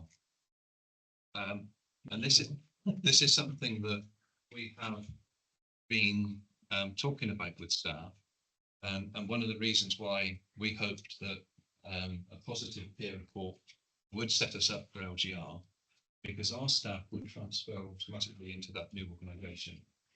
And we want staff to go into that new organisation the same level of enthusiasm, the same level of commitment to the new organisation as they have for North Devon Council. Because if they do that, then they will be successful, and they will play their part in making sure that that new authority is successful as well. That's a really important. That's a really important sort of strand for us to develop. I've spoken to other councils. One person this morning from another authority, and they do not have that.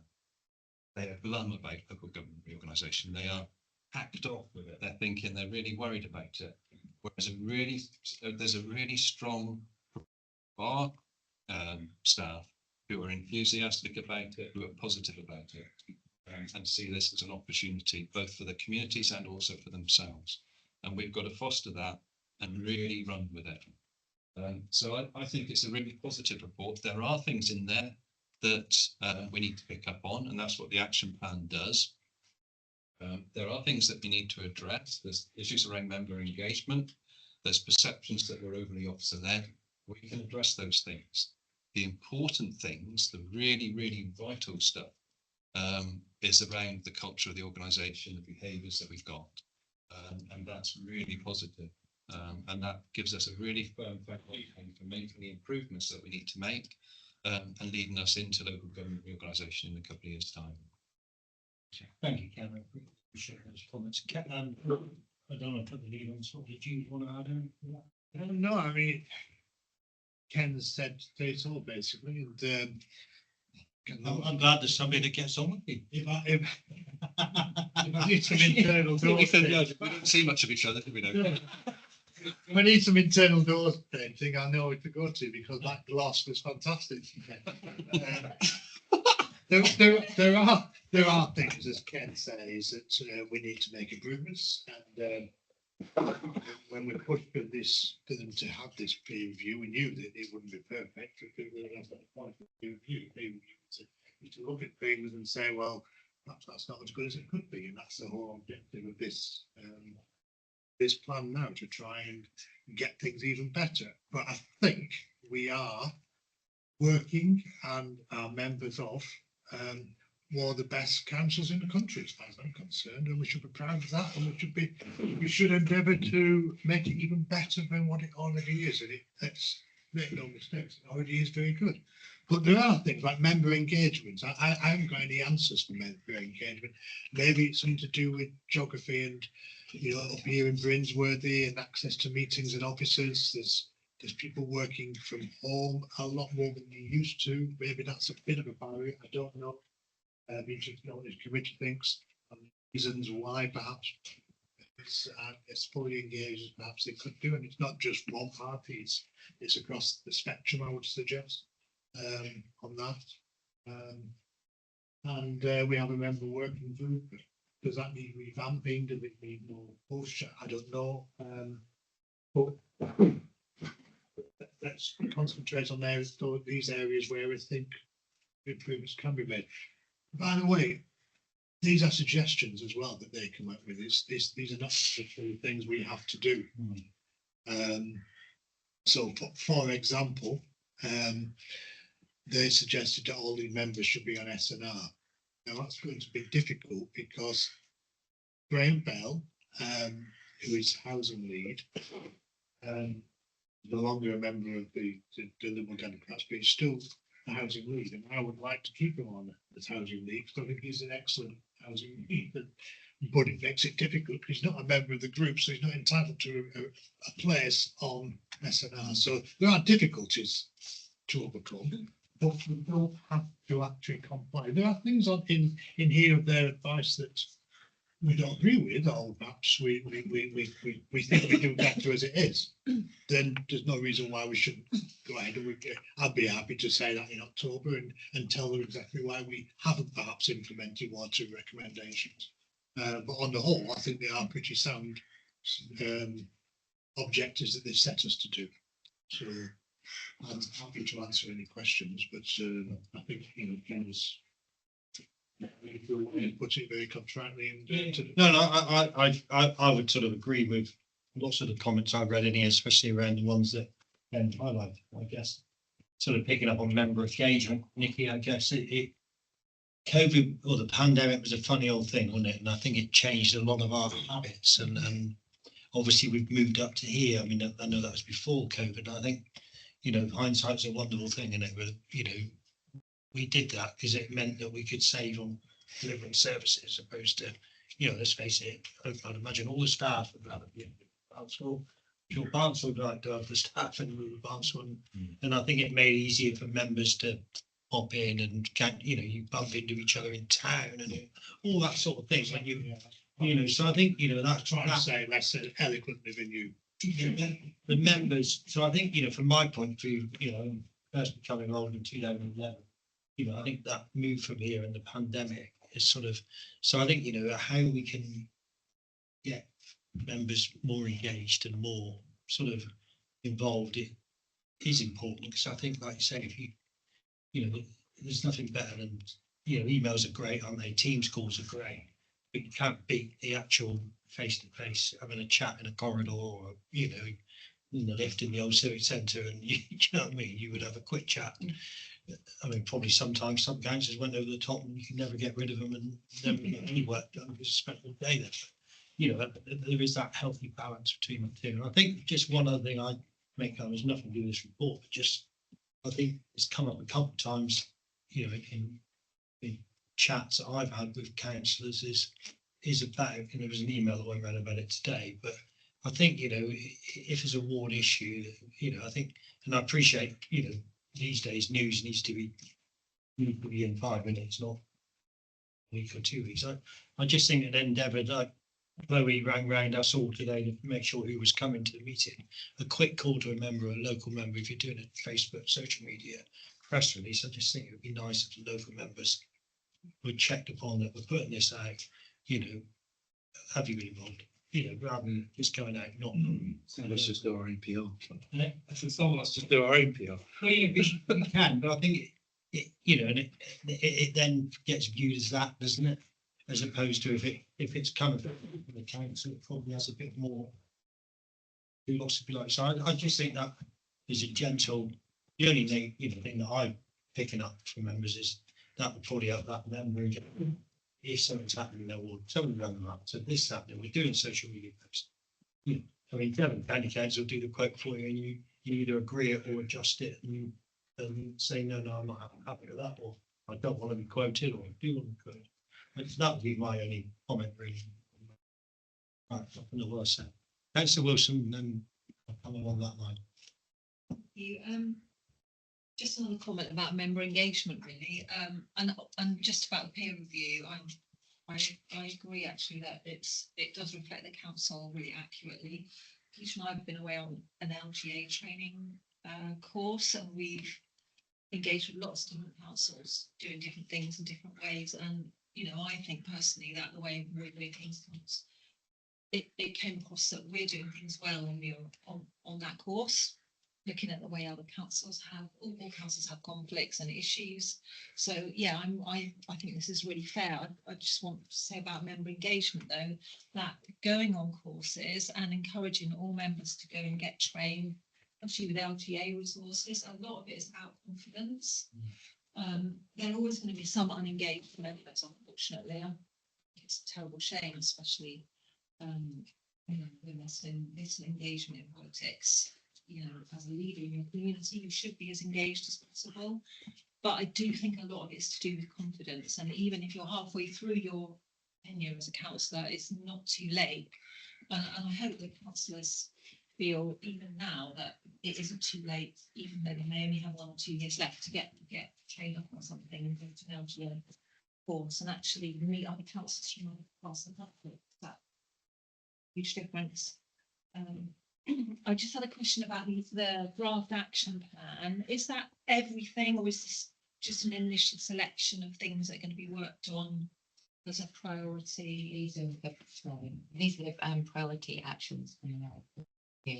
Okay. So they were sort of It's all the actual things they're thinking. yeah, all of the they put them into priority. Yeah. And so these are the main priority ones. Okay, because I couldn't see the comment about the chairman being the lead officer for finance and not them. You've mentioned it, but it's not there in the table. Well, unless I've missed it, I couldn't see it as an action or a. I don't think they put it through. No, as it's a not wasn't a recommendation. recommendation. It's in the report, but it wasn't actually a I thought in the recommendation. text it said it needed to be Yeah. urgently. Yeah. In the text in the report, it said this should be a draft. But strangely, it didn't come through as one of their It could recommendations. be, Ken, But it because is we being actually addressed. told them it was gonna happen. Yeah. And it was gonna happen because of, Yeah. so they knew maybe it wasn't because. Shame it's not in the recommendations really, isn't it? 'Cause you didn't- We can say that's done, box ticked. Well, that will be addressed at annual council, but it's not coming through as one of the recommendations. So picking up on the point about training, I think, and you're flicking through trying to find it, I'm pretty sure in one of the actions is to review the training programme that we have for members. So we can include that within that action and make sure that it also reflects external training that might be provided by the LGA as I well. mean, Sarah's right. I mean, it's normally free as well. And there's Yeah. a lot of webinars and online stuff. Yeah. Yeah. Pleased to see it came in the action plan, as you can imagine. I noticed it says there's a lead member identified for Ilfracombe. Has that already been Yeah. sorted out? Yeah. Is it just in the gift of the lead party, or is it We've, anyone can put themselves forward for it, or? Anybody can put themselves forward for anything. Brilliant. we've No, actually, perfect. we've actually extended, it's councillor, going to be councillor Wilkinson's role. It was came from his suggestion because Wilkinson. Wilkinson. We asked them. Okay, That might have been Cordial. Come through the chat. sorry. I think, yeah, no, it wasn't you. Yeah. So I think the question was, because currently we have a coastal communities lead member, don't we? Yeah, so as you say, Chair, at the moment we have a lead member for coastal communities, which is Councillor Wilkinson. And because of the focus on Ilfracombe, there was a suggestion that the remit of that lead membership should embrace Ilfracombe as well specifically. The decision on that is made by members at annual council. So the appointment of lead members is made by full council. So if there is a discussion to be had amongst the groups as to whether that's the right person or not, then there's still time to have that discussion. That came up at a lead members briefing. Yeah. Councillor proud of that. Don't know, he told you the results of that, but that's what was decided. And although it will be a recommendation from the lead group, that Councillor Wilkinson carry forward that as the But will it be like Ilfracombe and the coastal communities? You know, obviously, yes, okay, because I don't, you know. I just. He's not a councillor for Ilfracombe. No. Doesn't represent Ilfracombe. well, he represents North Devon as well as the board he It represents. just seems, well, this is I a mean, discussion somewhere else, but that's. Anybody then. Can I make a proposal from the committee that we make a recommendation that that decision is reviewed, that the councillor should be? I'll check it even, but it's obviously, as he said, at the end of the day, the full the annual council meeting, obviously anybody can put forward. You can put yourself forward, and anybody can put themselves forward, and we'll have a vote on it, and we'll see what. We've already decided. Full council. Well, the lead members have decided on job rules, and that's been added to it. That's true. One of the recommendations to review the roles of the lead members to make sure they fit with the corporate priorities. Yeah. And so a meeting of the new members took place to look at those roles, to see whether they were still appropriate, etc. And the suggestion was that because of the focus on the Ilfracombe, as I said, then the coastal communities role should be extended to include Ilfracombe specifically. And Chair, with respect, maybe, we're talking about member participation, that members should ask their group leader what had been decided on these things. That's my members thinking. Well, I would have gladly done so. I knew it had been discussed. I The- would have asked the group leader. well, then, I can't answer for your group leader, I'm afraid. yeah, what I suggest is rather than making recommendations from this committee, because at the end of the day, it's going to be a decision before council. Don't we take this back through the group leaders and for any further discussions to take place. But as the leader said, ultimately the decision is made by full council, annual council on the 22nd of April.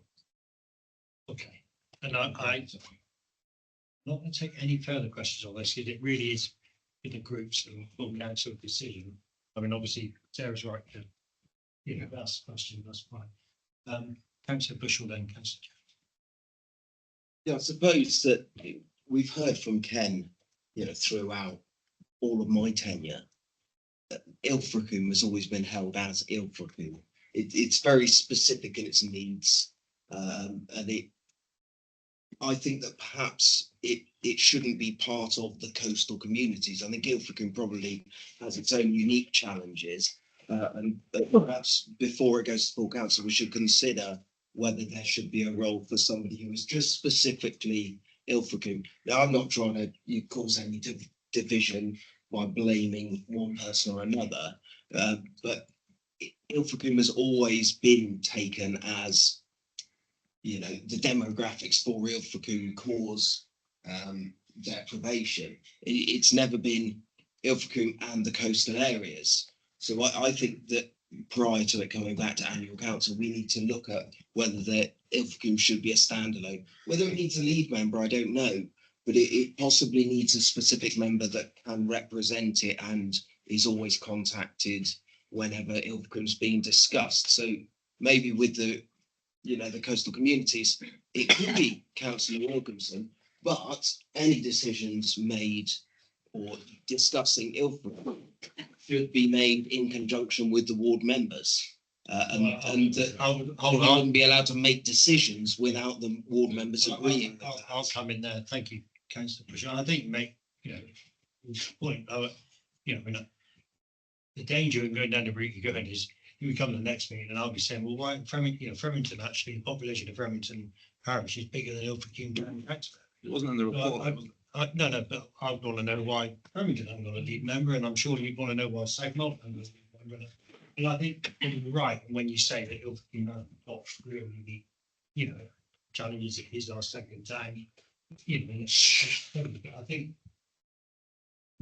I have never felt left out when there's a decision being made in Fremington, and I'm sure, as the local member, and then Sarah and Danny and Councillor Quinn and Paul Crabb and June Williams, I'm sure that they are all champions for their community as anybody else is. I think first and foremost that is our number one job, is to be the champion and lead for our communities. I think I understand what you're saying. I think I don't think anybody would. What I'm trying to say is that anything that's going on in the Ilfracombe, I mean, it sort of frustrates me because I think this council, done an awful lot. Really. We'd like to have done an awful lot more. Everybody would like. But it's very good at being, definitely not forgotten, and it's certainly been a priority in the whole time I've been in this community, and especially things with people like Sarah that really pushed that, especially around deprivation. Like I said, as the leader said, I think it's important to speak to your group leaders, individual group leaders, if you're interested in any job. That's certainly what's happening in our group. We've all been asked if there's any jobs we'd be interested in, any we don't want, and what committees you'd like to be on. What was that say? What was that say? Scrutiny. Can I come in? Yeah. I'm absolutely shocked. I'm absolutely shocked because what we're being told here is that a whole series of decisions have been made by the leaders, by those in lead positions without any scrutiny. And again, the report made it very, very clear that this council is not taking scrutiny very seriously. I'm already working with a working group where when this committee tried to make recommendations, they were ignored. And what it appears to me is, again, people have gone and made decisions. We've got a councillor for Ilfracombe arguing why a lead member for Ilfracombe is not being represented by a member of Ilfracombe. I'm shocked.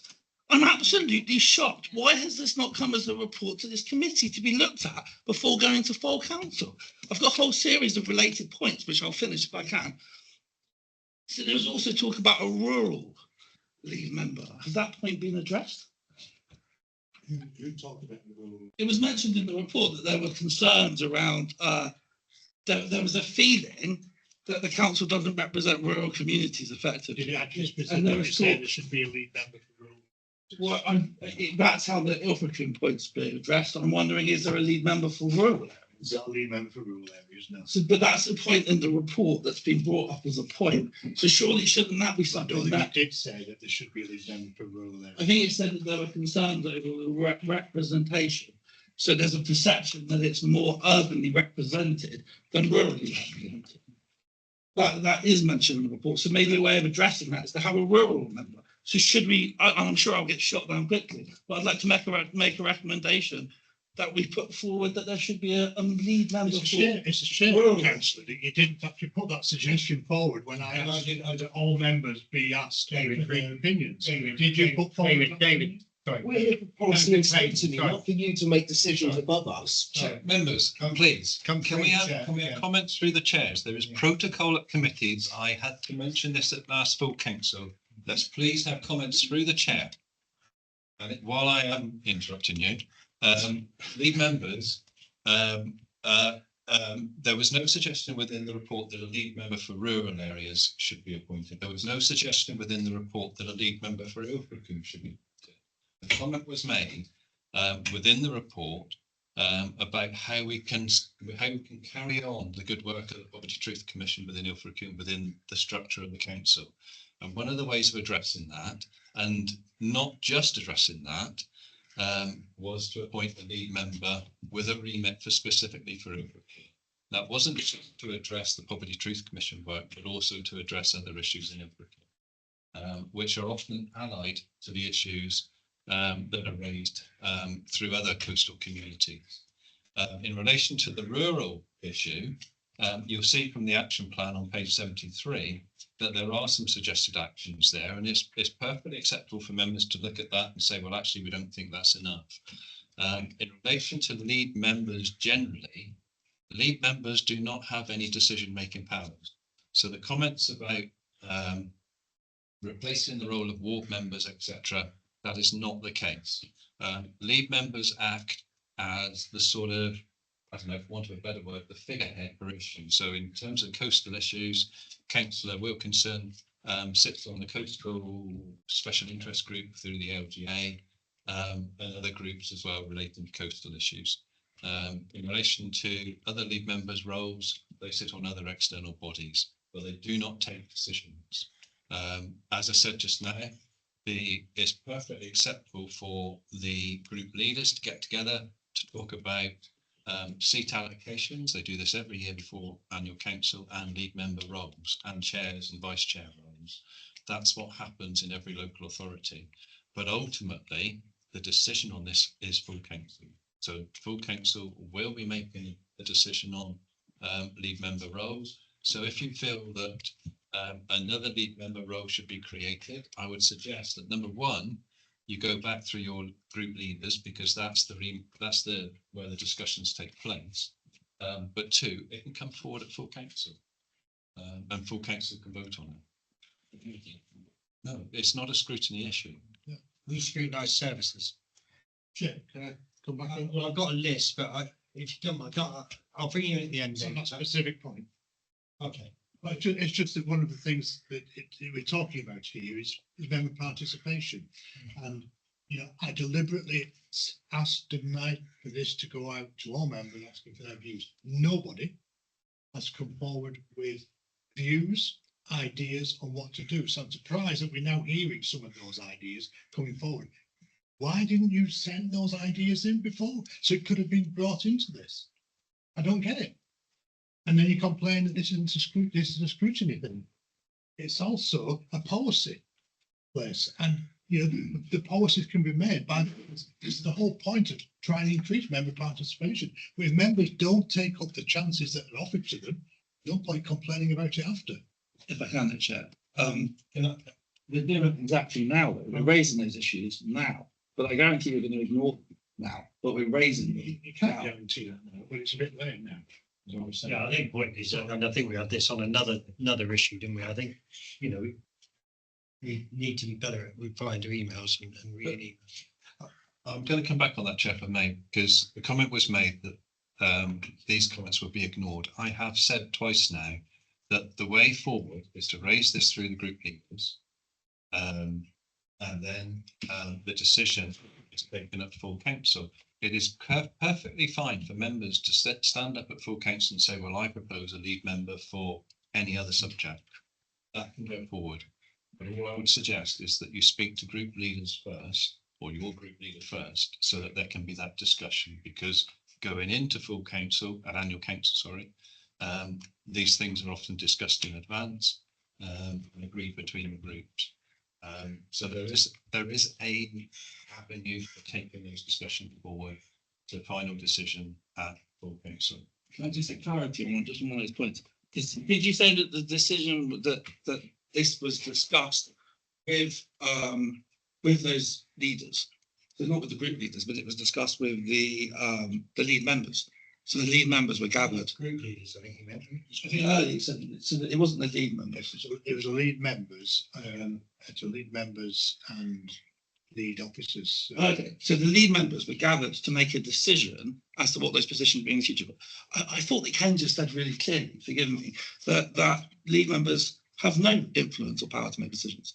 Yet they're making the decisions in terms of what positions are created going forward. They're not making recommendations. Again, But we can't scrutinise that recommendation. Annual council will be taking the decision. You can stand up at council and you can suggest that we need another lead member role, or that somebody else fill that role. But this committee can't scrutinise the decision. This committee, I guess, could put a recommendation. We want another lead member for whatever. I mean, I'll just make a point. I'll reiterate the point. I'm surprised that it come up in this peer challenge, to be honest, because I think we are all leaders of our communities, and that's the whole point of being elected in the first place. We are leaders in our communities, and we, you know, if there's issues in our communities and things we're concerned about in our communities, we bring it to the council and you know, we try to resolve them. You know, that to me is that's our core job, is to represent our communities. Like you say, I think right, I've got a list of speakers. I've got Councillor Wilson, so I think my is Councillor Bushell next, then Councillor Bishop, Councillor Wilson, Councillor Jones. I've still got you on the list. I'm not but I don't really want to carry on this debate, because I think Ken has clearly laid where this goes. If you're not happy, you know, there is a vote for everybody at the annual meeting, and that's where the decision makes. But so, Councillor Bushell. Yeah, I will waive my time, thank you. but I shall note that I have never seen Peter Jones, Councillor Jones, That's just a comment, not a question. be so forceful. Councillor Bishop. And I do think it was because Sorry, Councillor. the address was given as if the council was an oligarchy. I think that's what wound him up. Well, I think, as the leader said, I think you need to speak to your leader of your group, because clearly, you know, I mean, I had the fortunate position that I was, I don't know, I was secretary of the independent group at the time, and I certainly know how it works. And you know, it's a committee system we operate. It's not like a lot of councils where it's an executive system. It's all one group. You know, I'm proud that when I was an independent and lived down on, you know, there was those minor numbers that we took the opportunity to bring in a committee system, so that never again, by just having one more member, that's the other group, that you would have no say. So, you know, there are proportionate on all committees, including the main decision-making committee. meeting of the SNR. So, you know, everybody, but that was down to group leaders to nominate who they want to put forward in a position. And you know, they agree on how many people are going on each thing. So do speak to your group leader. Councillor Fisher. Excellent. Okay. I've just seen this mentioned here. NDP should be mindful of the sections that it prioritises urban areas over rural areas. And the second paragraph in the actions starts whilst not agreeing, which seems to me to be a bit of predetermination rather than actually examining the issue, if you see what I mean. Yeah. I think you can't say whilst not agreeing, we are going to do something. Because it's basically, it's already negated me. Yeah, thank you, Chair. I think, to be fair, this was one area that we felt that perhaps we would push back on a little bit, because the indication was that we were prioritising urban areas over rural areas, and you'll see that the action is that we're going to take them to SNR, demonstrating the work that's currently being undertaken in our rural communities, just to try and balance that challenge. That perhaps the last not agreeing is maybe not the best choice of words. But the reality is, we were trying to balance what had been sort of cited, and as the leader said, you know, these are recommendations that they've made, and we're just checking to make sure that we're agreeing with these recommendations and putting them forward. Yeah, but perception is everything in this case, isn't it? I was going to pick up. Reality. I was going to pick up that Framington wasn't mentioned, as I already said. Framington is actually the biggest. You know, it's bigger than South Molton, it's bigger than Ilford. Biggest traffic jam we've got in the county. It's the biggest population, the parish. Framington's got the biggest population. You know, but I know in South Molton. ultimately, I think we all know this council doesn't, you know, care deeply about everyone. And again, it is down to those local members making sure that issues within those communities are brought forward. I think that the recent waste collection service indicated the lack of priority on rural areas. There we are. That was put right.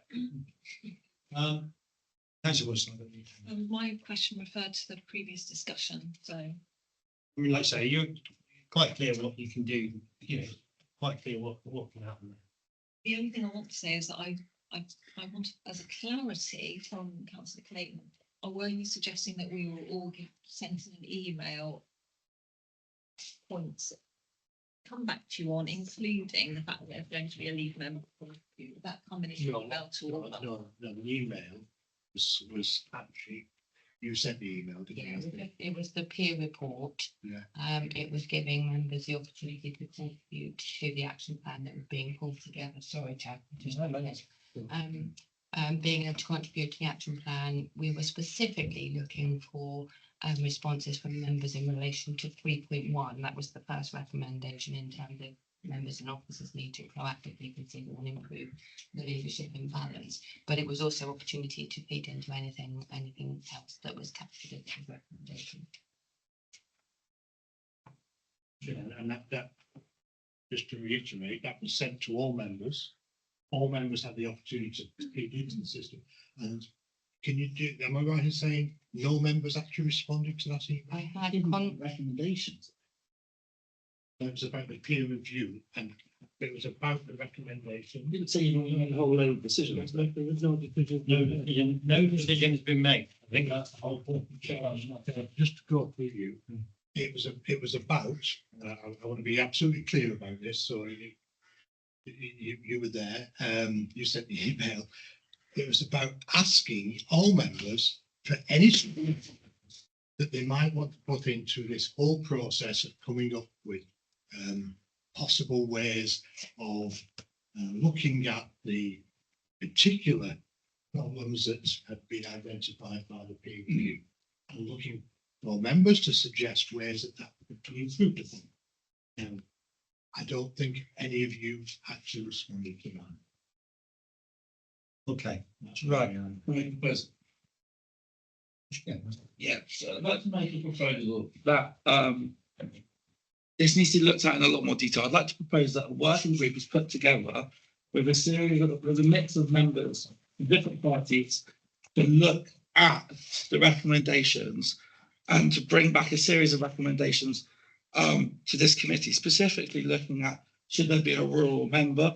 Also looking at, we'd also like to make the recommendation that those people representative of a position should be representative of that area. So if you're going to have a rural member, perhaps Frank, you shouldn't represent it. If we're going to have a member for Ilfracombe, perhaps that member should actually be from Ilfracombe. So I think that's an important part of what I'm saying. And that we would request that before this vote goes to full council, that a report comes back to the Scrutiny and Policy Committee to review that. And we don't rush in for this. That's my proposal.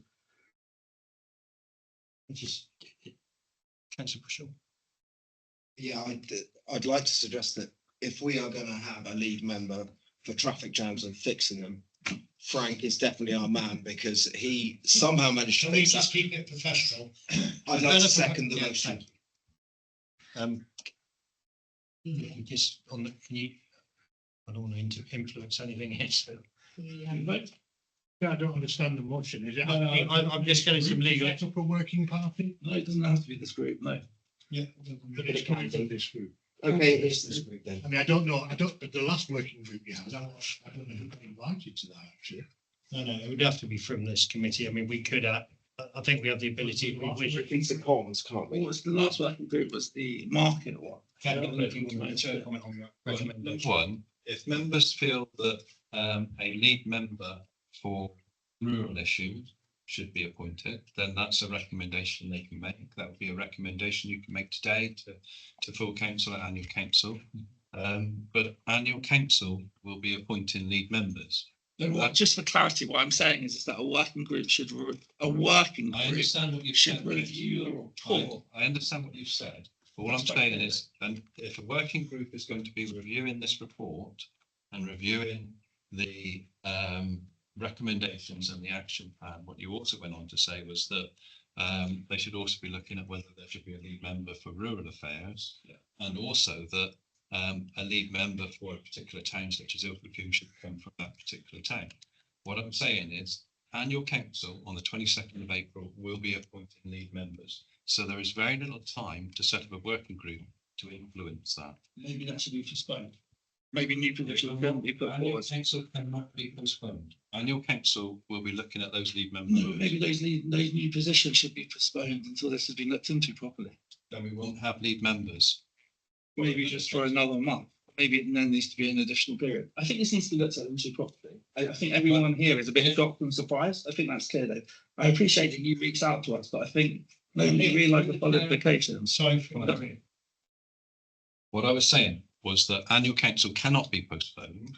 Part of the function of annual council is to appoint lead members. Yes, you could defer at annual council. You could stick your hand up and say, I vote we defer this because I want to look at other lead member positions. That's fine. But that means we won't have lead members in position following the 22nd of April until that's determined. Alternatively, you can make a recommendation here today, the committee can, that suggests there should be a lead member for rural issues. That's not what I'm putting forward. What I'm putting forward is that a working group should review the report and put forward recommendations for those lead positions. That's what I'm. I think it would be good. I don't see what you achieved by that. recommendation I mean, from I've got no, I don't see what you achieved by that because, you know, we invited, you know, I mean, credit to the leader and to the chief executive. They invited a, you know, independent group of people to come in and tear it all apart. You know, there's turn over every stone, look under every shelf and produce an honest and frank assessment. Quite sad that we've got to this point because this is a tremendous report and it's made some recommendations from that. You know, Nikki has pulled together all the recommendations. They're there in Appendix B. They're all there. Then it's been circulated to all to comment. And now at the 11th hour, where we are 10 or 11 days away from the annual meeting, you want to form a working group to effectively look at this report that's been circulating since last October, because we had the chance to speak to the peer team when they were in, all of us, every single one of us. We've had another chance to respond to the report, you know, by us all. So I find it a little bit, you know, to then come in here tonight and start saying, well, you know, we want to do this. I get there's a political decision to be made on the 22nd of April, but every single person will have the same opportunity on the 22nd day to put themselves forward positions and for the council to vote on that. And that's how the constitution, that's how the democracy of this council works. What I'm proud of this council is that actually, you know, we never took that opportunity to become an executive model. You know, we've worked in collaboration and had people from all groups on S&R committee, you know, we've got an independent lead member, we've got a green lead member, you know, we've got obviously big down Greek lead members. So I'm pretty sure other councillors, and I think that's where it comes back from what Ken was saying earlier about that governance and that inclusion. You know, we do work hard together and it's quite disappointing. So for me, I wouldn't support that recommendation because If I can respond to that, I think the reality is that nobody realised that a lot of decisions have already been made. So I don't think there was no expectation that this was going to go in this direction. While we're saying the decisions haven't been made, let's be honest that when we arrive at full council, the proposals are rarely challenged at that point. The recommendations are already being made. So I think we're just flagging. I think the look on council, sorry, if I can, the look on Councillor Wilson's face summed it up in an utter shock that a position to represent her community was going to be led by somebody outside of her community. And when the issues were raised around rural issues, while there was a lead member suggested for Ilfracombe that went to a member outside of Ilfracombe, no lead member position was suggested for rural issues, a much bigger area than Ilfracombe itself. So we weren't aware of these points. We're bringing these points to the table now. And I would like to push forward my proposal. It's been seconded, so can we move to a vote? Please. I mean, there are ways forward for the things against which you object. The first one in relation to the rural issues, this action plan is brought to you today prior to going to strategy and resources for you to amend, to look at, to make recommendations on. If your recommendation from this committee is that there should be a lead member for rural issues in response to that final action, that final recommendation, then that's within your gift as a committee. The committee can today resolve that we think the action plan should go through, but with an amendment that there should be a lead member for rural issues. And that will then be considered by strategy and resources and onwards. That's not the point I'm making. The point I'm making, sorry, Chair, is that that's a point that I'm picking up because I noticed it, I read it and I've seen it. Yeah. I feel that there needs to be a working group to go away, to look at this and to bring forward recommendations, a mixture of people to bring forward recommendations for these new positions. But I think that, Chair, if I may, I think there's too much focus being put on the positions of lead members. This is a report that covers the whole remit of the council work. And what we're doing at the moment is just focusing on two lead members. I've got two other points I want to raise, and really important ones on other subjects. If you feel that this action plan should be amended, like I said, to include the appointment of a lead member for rural issues, then that's the resolution that you can make as a committee today. If, for instance, you feel that, going back to your original point about lead members for Ilfracombe should come from Ilfracombe, then that is a point that will be at annual council, because no decisions have been made about who the lead member for Ilfracombe will be. There is no lead member for Ilfracombe specifically. I was just saying, was it Ilfracombe and coastal communities? Yeah. The suggestion was that the remit of the lead member for coastal issues should also encompass specifically issues around Ilfracombe. Now, the identity of that individual and the fact that the suggestion is that the remit be increased in that way will be going to annual council for decision. So at that time, members can object to it, members can vote against it if they wish to, or members can put forward a different suggestion at annual council. So there are two routes through for the issues that you're raising. One you can deal with today, one is dealt with at annual council. What I would say is, if you are deferring this item tonight for a working group to be set up, then we will not be compliant with the OJ time requirements to publish this report. Because of our own committee cycle, we're already behind that, they did require us to publish them by March, end of March.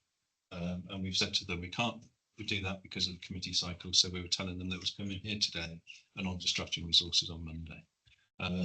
But now is the time to influence that action plan.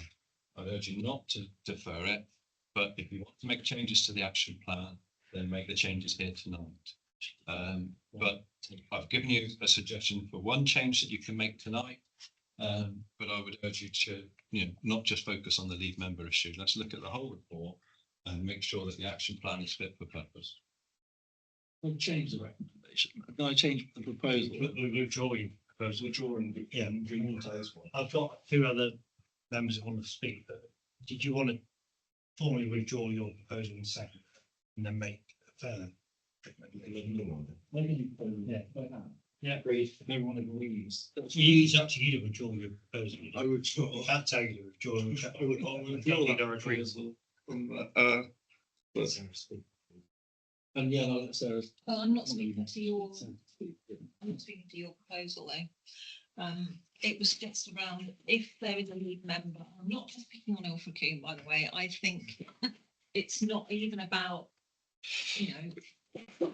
really coveting the role for myself. I think the principle of somebody being the lead, even if it's Coast Communities and Ilfracombe, for example, or something else and Barnstaple, there's something about the lead member role, and it must be defined about whether that person is a councillor in that community, because it would get very complicated in the case of Ilfracombe, for example.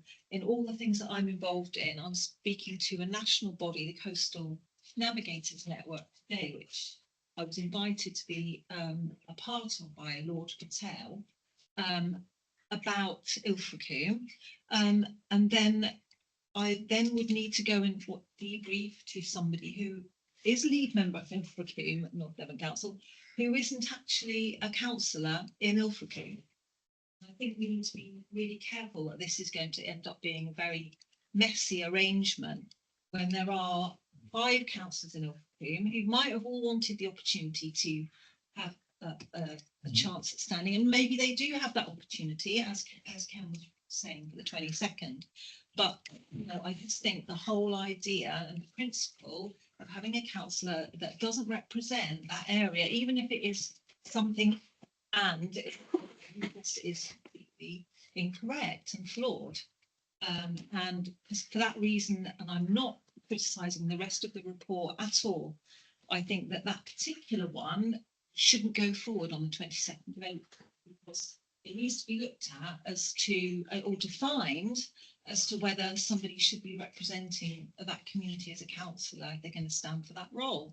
Because how are they going to interact with the existing councillors in Ilfracombe if they themselves are not there? The terms of reference could get very messy. No, and I think you make a fair point. I mean, I think to me, we have a lead member. That's why I think it's service, isn't it? For me, I mean, we're elected to represent our communities. It's the services that we deliver that are important. The planning, the housing, the environmental health, the licensing, the drink safety, and planning, which we want to discuss earlier. So I think we can end up with only all 42 of us being, well, we should be all lead members. We are all lead members, as you said. We are lead members for our community. So that's our number one job. And then we are where we are. I think Councillor Jones, yeah, I'll come to the end of myself. Yeah, there's no recommendations. Just specifically on this, I mean, it's worth remembering how this came about. I mean, the ironic thing is, this came about because we as a council have taken the decision at leadership level and across the council, I would say, to promote the interests of Ilfracombe as much as possible. And I think we've been really successful in doing that. And I might be wrong here, but I don't think I am. I think when we were discussing with lead members, we were trying to sort of iron out what their roles were. And they met with, and in the process of meeting with Adam Tate as head of governance to come up with some kind of job descriptions, if you like. And I think it was I might be wrong here, but I thought it was Councillor Prowse who actually suggested that we put the coastal communities in Ilfracombe together. I think I'm right in saying that. That is the opinion of one person. No, but yeah, and we all thought it was a good idea because we thought it would be a good idea to We all promote. elect our group leaders, don't we? Yes, To promote- we've elected Yeah, people. but they only have one opinion. Chair, It wasn't like Chair, it was asked to without discuss suffering this group interruption. first. Yeah, sorry.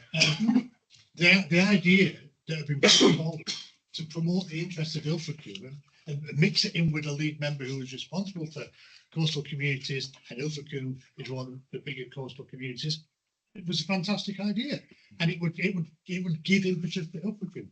I don't think anybody actually considered, well, this person doesn't actually represent Ilfracombe. Because it was the whole idea was about promoting Ilfracombe rather than who does he live there or does he I mean, I live. think more hope. It's all probably about the Q bigger, Mark, the you know, bigger thing. all those Because other- otherwise, Chair, we would be, let's have a They're very lead member for different Barnstable, let's have one Case studies though. for Q Martin, let's have one for. Yeah, that's what I'm It saying. was just a way of The community have promoting made them, every community in North Devon have elected people to be their local champion. local champion, you know, and that's what point I was trying to make. We'd end up with 42 league members at this rate. It's like, Yeah, can I make a suggestion, Chair, that, you know, that those change or those proposed changes to the roles of league members have come about because of the review of league members' roles that was suggested by this report. Picking up on what's been said today, I'm sure both the leader and myself now realise that there are some objections to those issues, to that particular role. So I'd suggest we look at that again, hopefully in advance of full council and council on the 22nd, and have a discussion with the league members to see if that can be ironed out in advance of the 22nd of April. But you know, That would be a sensible way forward. yeah, I mean, it's in the gift of the full council to decide what league members they want, but we'll try and resolve something in advance. But quite clearly, you know, there are some issues around that appointment, so I think it's best to revisit that. thank you. That's a judge. Dear leader, we just, I hear you speaking to us. You just keep reaffirming the point, but do you hear us?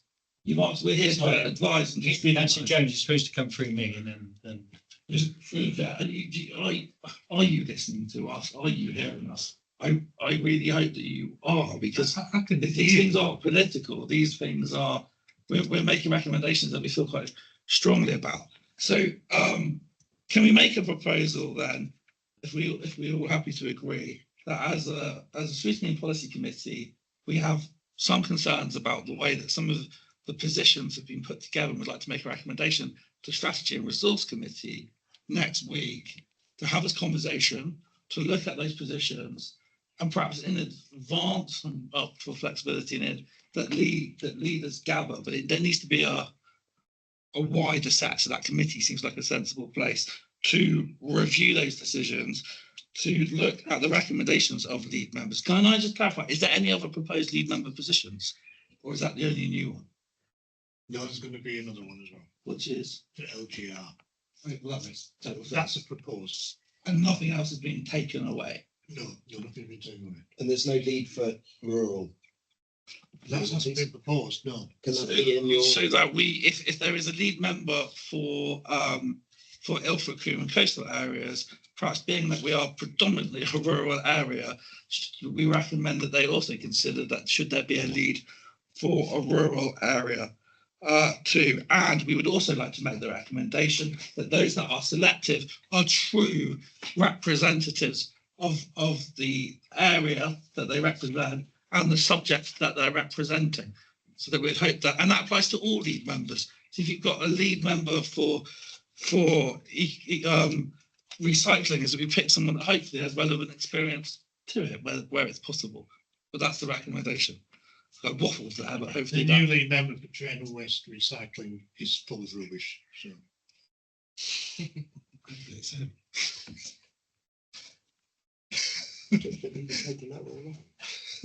I think it was also an appropriate point to bring up that in November last year, this committee made a recommendation to review the chair of this committee. And that decision was the decision was made not to take that forward at the time on the commitment from the leader that that decision would be reviewed in April at the full council. So I'm trusting that those appropriate decisions have been made. The appointments of chairs, vice chairs, lead members are made by annual council. So at annual council, you will be voting on the chairs and vice chairs. So they're reviewed every year at annual council. Just pointing out that was a personal commitment made to me by your. I've been a councillor now for too long. 15 years, 13 years on the county council, and each time, to try and make annual councils, whatever, considering I've served under a Conservative council solely at Devon until this last year and a good part of this one, it's always been dealt with in groups and recommendations put forward from groups, whatever the political party, and that's been the same forevermore. Like I say, when this council started, or this particular council, I was reviewing, I was there when we were discussing it, asked for interest, and I know that the Lib Dems at the time offered us 2 lead member roles. Which ones would you like? And Malcolm said he wanted planning and he wanted the environment. And we went back. That was what we were given. When we approached the group made a recommendation on who those 2 lead members would be. It's no different now. Same process every year. Yeah, and legislation actually sets out that full council has a duty to take account of the wishes of the lead of the group leader. So it is set out in legislation. Chair, if I may bring us back to the. Chair, sorry, I'm not too certain what Councillor Jones was saying then about personal commitments to something. I'll send you an email and the videos and stuff later.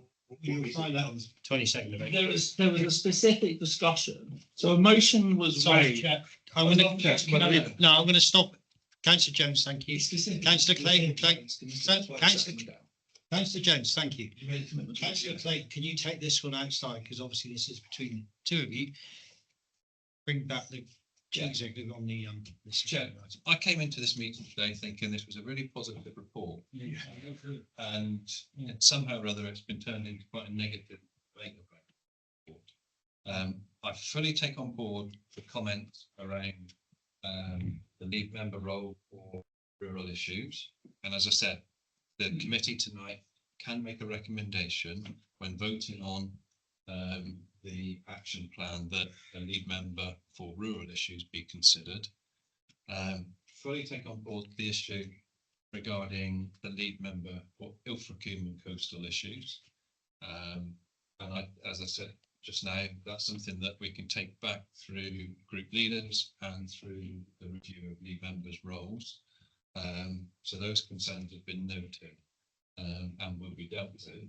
Ultimately, at annual council, you can take a decision on lead members, etc., as we just talked about. Those are 2 suggestions that hopefully have now been addressed. Do I take it then that subject to those suggestions, you are happy with the rest of the action plan? Because I would like us to go into tracking resources with some clear recommendations from this committee. There you are. It's been set out. I mean, I think, like I say again, I don't want to lose focus on the. Always the same. It doesn't matter what report it is. You just want it to always be the bit that people aren't happy with it, or some aren't happy with it, or get focus. So I think nothing to be taken away from the staff and the leadership of the council, because it's pretty glowing and like I say, it's brave in the first place to invite them in and open the doors and let them do. There we are. Councillor Jones, did you want to? We're debating. I'm not going to have a further debate on it. We're debating we're going to vote on the proposal. Yeah, but there's no seconder at the moment, so we can't vote on it. So you need somebody to put their hand up. I'll close the item then. I did have another unrelated to that, but an important question. Well, can we deal with this first? So Ken set out quite clearly what we can do and what we would. Do we want to do that? I put forward a proposal. You'll second it, and thank you, councillor. Is that my proposal? Was Yeah, seconded? I guess so. Clarify what the proposal is. Well, that was exactly why I put my hand up, but the chair decided that he wasn't going to let me speak. Please. He said he was going to close the debate, but then he let somebody else. You did. I'm not going to carry on. Let's with hear the the debate. No, proposal. Let's hear the I proposal. wanted clarity before I decided. Councillor whether I seconded Bushell, it or not. Please stop. You created Every it and single then- meeting, it You ends like, created this situation. no, I didn't. I've You did. allowed a good half an hour debate, at least half an hour on just this And all I one. wanted to ask was clarity. on the Councillor motion. Bushell, I think you've been I'm very, the very chair fair, of this- Chair, and I think it's just got to come to the end. I'm the chair of this meeting. Yeah. Whether you like it or not, I have given good debate. I've asked you to stop and speak. I'm not closing debate. I'm saying we need to move to. Go to seek That's clarity. it. I'm closing the meeting. Again, you've answered that. I'm not willing to sit here and take it. I'm not willing officers to sit here and take it any longer. You will not listen. I will ask for legal advice. I can either close the meeting or ask Mr. Bushell to leave. Mr. Bushell to leave. And can I have the legal advice on that? I'm going to look at the Thank you. constitution, Chair. Just seeking clarity on the proposal. Let's just deal with this issue and then once dealt with that. So I'm either going to close the meeting. Or I'm gonna ask That's councillor- enough for ages. And you wouldn't ask me, you wouldn't allow me to speak.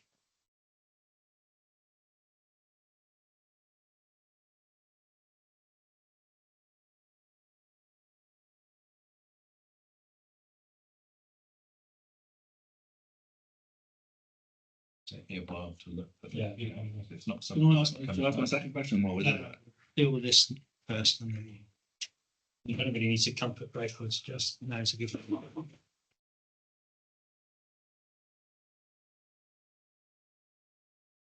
It's been a full week.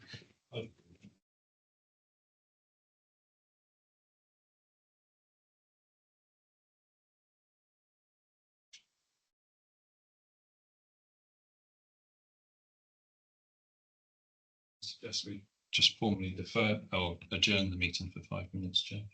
Okay, I'll move that we adjourn and move the meeting for 5 minutes to seek legal advice, I guess. Can I have a second of that?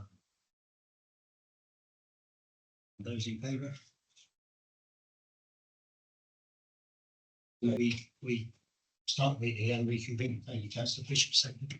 Okay, so Councillor Bush, nothing like a bit of peace time. Can we move this meeting forward? Can we please remember the constitution? If the chair asks you to stop speaking or is speaking, members don't, they don't talk back. So are you happy with that?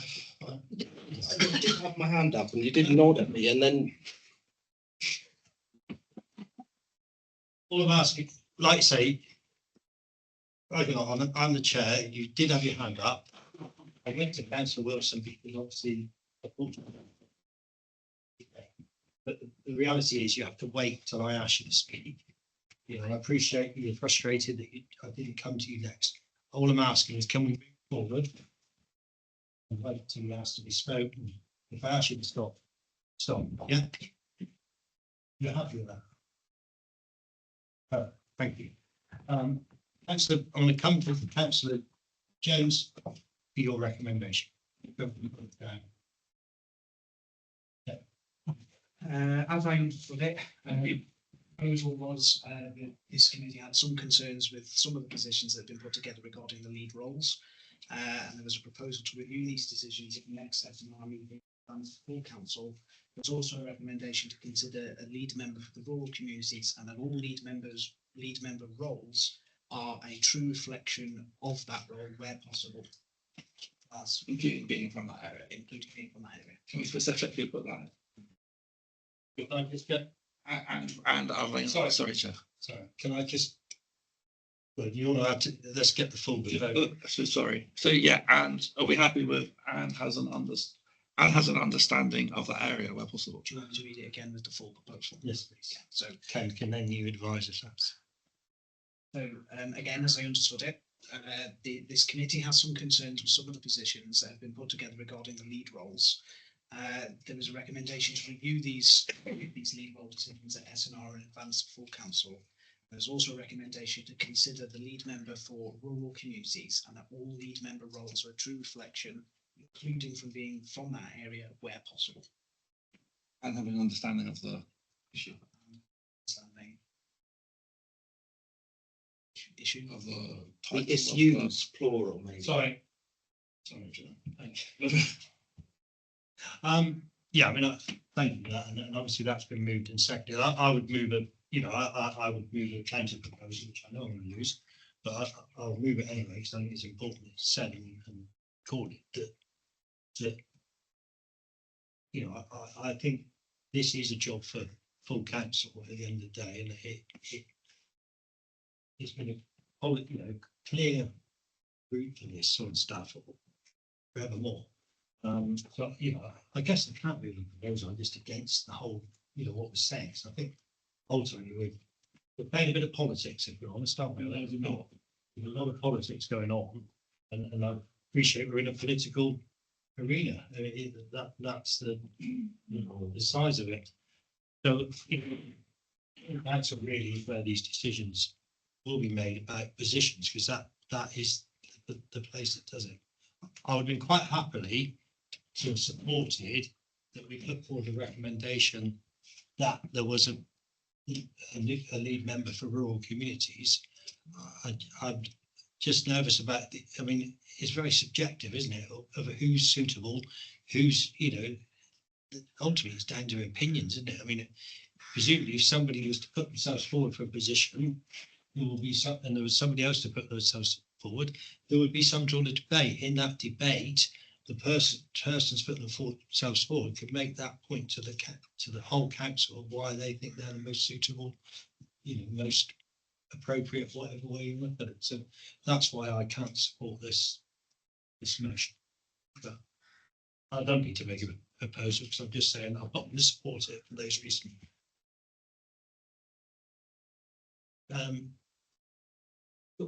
I've got two hands actually. Sorry, I've just seen Councillor Coombs's hand up, and then Councillor Clayton first, then Councillor Coombs.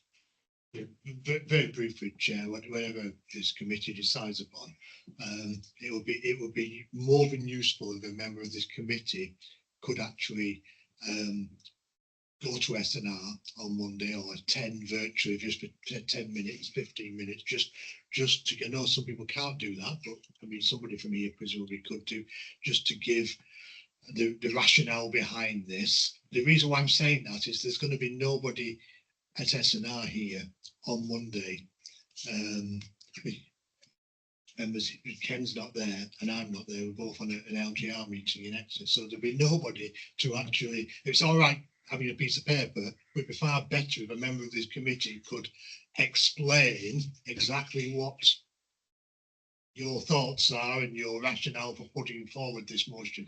If you can, I know Councillor Jones has issues time-wise and things, but somebody here presumably could step into that and just go along and say, if it's virtual, just say why you've done that, why you're putting this forward. And I'm sure they would appreciate that rather than just seeing it on a piece of paper. Thank you, Councillor. We come to Councillor Coombs, then I'm going to go to the vote, and then we're going to come to Councillor David's second point. Yeah, I'm sorry I can't be there tonight, which obviously means that I can't vote. But the point that Frank was just making, just adding on to that, the point about who the councillor can be and can't be, that will be covered anyway, as Ken's saying, when it's voted for at full council, because you'll be able to put names forward and vote for who it is and who it isn't. So I don't see that you need that as part of your motion. That's all I was going to say. Thank you, Councillor Coombs. Okay, so on the proposer, got Councillor Jones, Councillor Sarah. Councillor Wilson was seconded. And, so those in favour of the motion? That's clearly carried. Thank you. And your second point. Well, yeah, I will start by apologising that we went off on a tangent, and let's move on from that. We must reflect on the fact that the report is incredibly positive. And there is a lot of really, really good stuff in there. So let's not let that conversation of the last 40 minutes detract from that in any way whatsoever. I think everyone works really hard and really cares about it. I think that comes out in the discussions that we have. Everyone loves the area, loves the council, and really puts an effort to do the best we can to represent it. Sorry to focus on another negative point, but I think it's an important one just to look at, which was, and I think this probably comes from people caring a lot, which it did make note of officers being overstretched and doing a lot and carrying multiple roles. And I just wanted to just ask a few questions on that. Or is there anything that we are doing to give those officers support to check that people are getting the support that they need and that we're not pushing people to breaking point? Yeah, you, Chair. Yeah,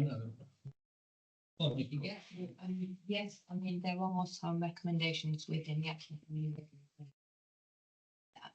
And equally, I think there's lots of other sort of wellbeing support mechanisms that are in place that generally we discussed at governance committee in terms of the wellbeing survey and so on. And equally within the recommendation, we are looking at that successful planning out, workforce planning, so that we are ensuring that we are looking after those officers and making sure that there's adequate support. Tracy mentioned earlier in terms of we're having successes with some of our recruitment now, we're utilising growing our own and so on and so forth. So we are trying to address that to ensure that we are. Kenny, you know. Yeah, I mean, and we've discussed this structuring resources informally as well, but in the run up to LGR, there are going to be more calls on councillor and officer time, probably culminating in officers being completely taken out of the day job and either seconded or put on specific issues in relation to LGR, and that will start ramping up probably this July after the decision is made, and so informally between SMT and Strategy and Resources members, we've talked about looking at the priorities for this 2-year period and whether we should be looking at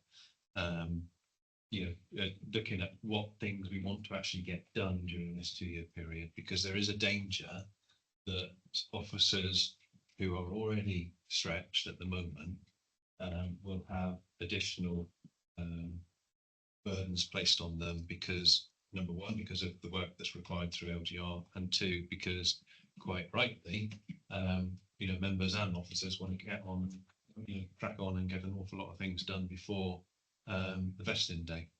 So we just need to be very mindful of that in the next 12 to 18 months, I think, as well. So that's an ongoing discussion taking place with Strategy and Resources. Right, got distracted by the. Thank you. Thank you. No, I think from my point, I think it is a tremendously officers, anxious time. None of us like change at the best of times in our jobs, day jobs. Just got to remember our staff and officers are exactly the same. It's going to be change, and not everybody knows exactly what's happening. There's bound to be a certain amount of anxiety, but I think the fact that Ken and John and the team, they really have managed it incredibly well, which is reflected in this report, isn't it? I mean, I think we've all said it at different times from the day one, is that we all get into that political argument, but this is actually people's livelihoods and day jobs and things like you say, Councillor Jones, that people really care because they don't just work for North Devon Council, they care about the whole area the same as we do as councillors. So I think we need to be sensitive to that. Okay, so any other further comments on Nikki's report? I thank you very much, Nikki, for all you've done in pulling that together. And others, well, we got further recommendations. Of course, we should have had a 2.3 rather than 2. Well, no, that's a good one. I'm quite happy to. So the recommendations, the 2 further recommendations, 2.1 and 2.2 in the report, which is that members note the LGA feedback report and recommendations contained within, and that the report was published on the council's website full report was included in Appendix A, which we debated. And 2.2 is that members recommended strategy and resources that the proposed action plan to take forwards the LGA recommendations is set out in Appendix B. But did we ought to now reflect? I think That should become 2.3, the So- motion that was carried, shouldn't it? yeah, you've already taken the vote on that Mm. previous, Yeah, those points that you had concerns about. So I so think that becomes 2.3. 2.2 can be simply that members recommend to Strategy and Resources Committee that the proposed action plan be taken forwards. The proposed action plan to take forwards the LGA recommendations as set out in Appendix B be adopted, subject to the issues resolved in the Yeah, previous. Yeah. Yeah, so, yeah. yeah. Thanks, official councillor. Before we move on to that, I'll leave councillor Clayton through the chair. He did suggest that somebody from this committee address S&R. Do we want to tackle that before we move on to the other ones? And it might be something worth doing that in the future, if recommendations, because I know that things slipped back in the autumn, didn't they? Because the report, wasn't noticed by S&R. I think But maybe when we give recommendations, somebody from this committee does go and I think specifically. it's only good manners, really, if you. Yeah. I mean, I've found before in the past, somebody's called a planning application in, not turned up to present it, so I think it's only good manners that we do. Well, I think there was a very practical reason for raising that issue, in particular for Strategy and Resources on Monday, because as Councillor Clayton said, he and I, who would normally be at Strategy and Resources, are both engaged in Exeter on a local government reorganisation meeting. And so I think that's why the suggestion was coming forward that perhaps somebody from the committee can make sure that, the sort of background to those concerns is expressed at the committee. Otherwise, it would have been one of us going along doing it. I do get that. However, neither of you are members of it, and we've seen that You still represent. although in a lot of things you can No, represent, but yeah. it might be worth going forwards that. You're making a the really good- person- you're the making a person really who good wanted point. it To be, You are making a really good point, but it's again back to any member of the council, as I understand it, can attend any committee meeting and then ask the chair to speak on an item. I've never known a chair yet not allow of any committee, not allow somebody to speak to it, so. And it won't be a vacuum chair, I can assure you, because, between then and now, the minutes will be coming out. I'll make sure that officers are briefed anyway going into it. What time are you meeting to and from? 10 o'clock. Till what time? Make finish. Does it go past lunch? Not usually. Very often. No. Chair, I think that's a very good idea, actually. If I can just say, setting a precedent in a way, but the importance of this committee, and we did have a bit of a slip up, as we all acknowledged before with the tradeways.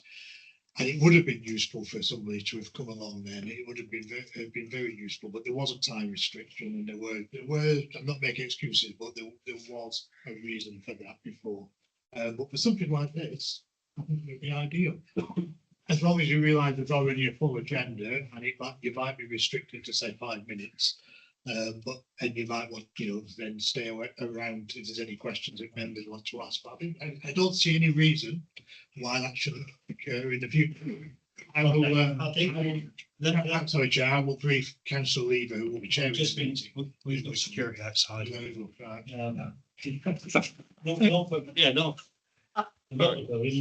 Not lock us out, lock us in. Look, members, we've had a very long day.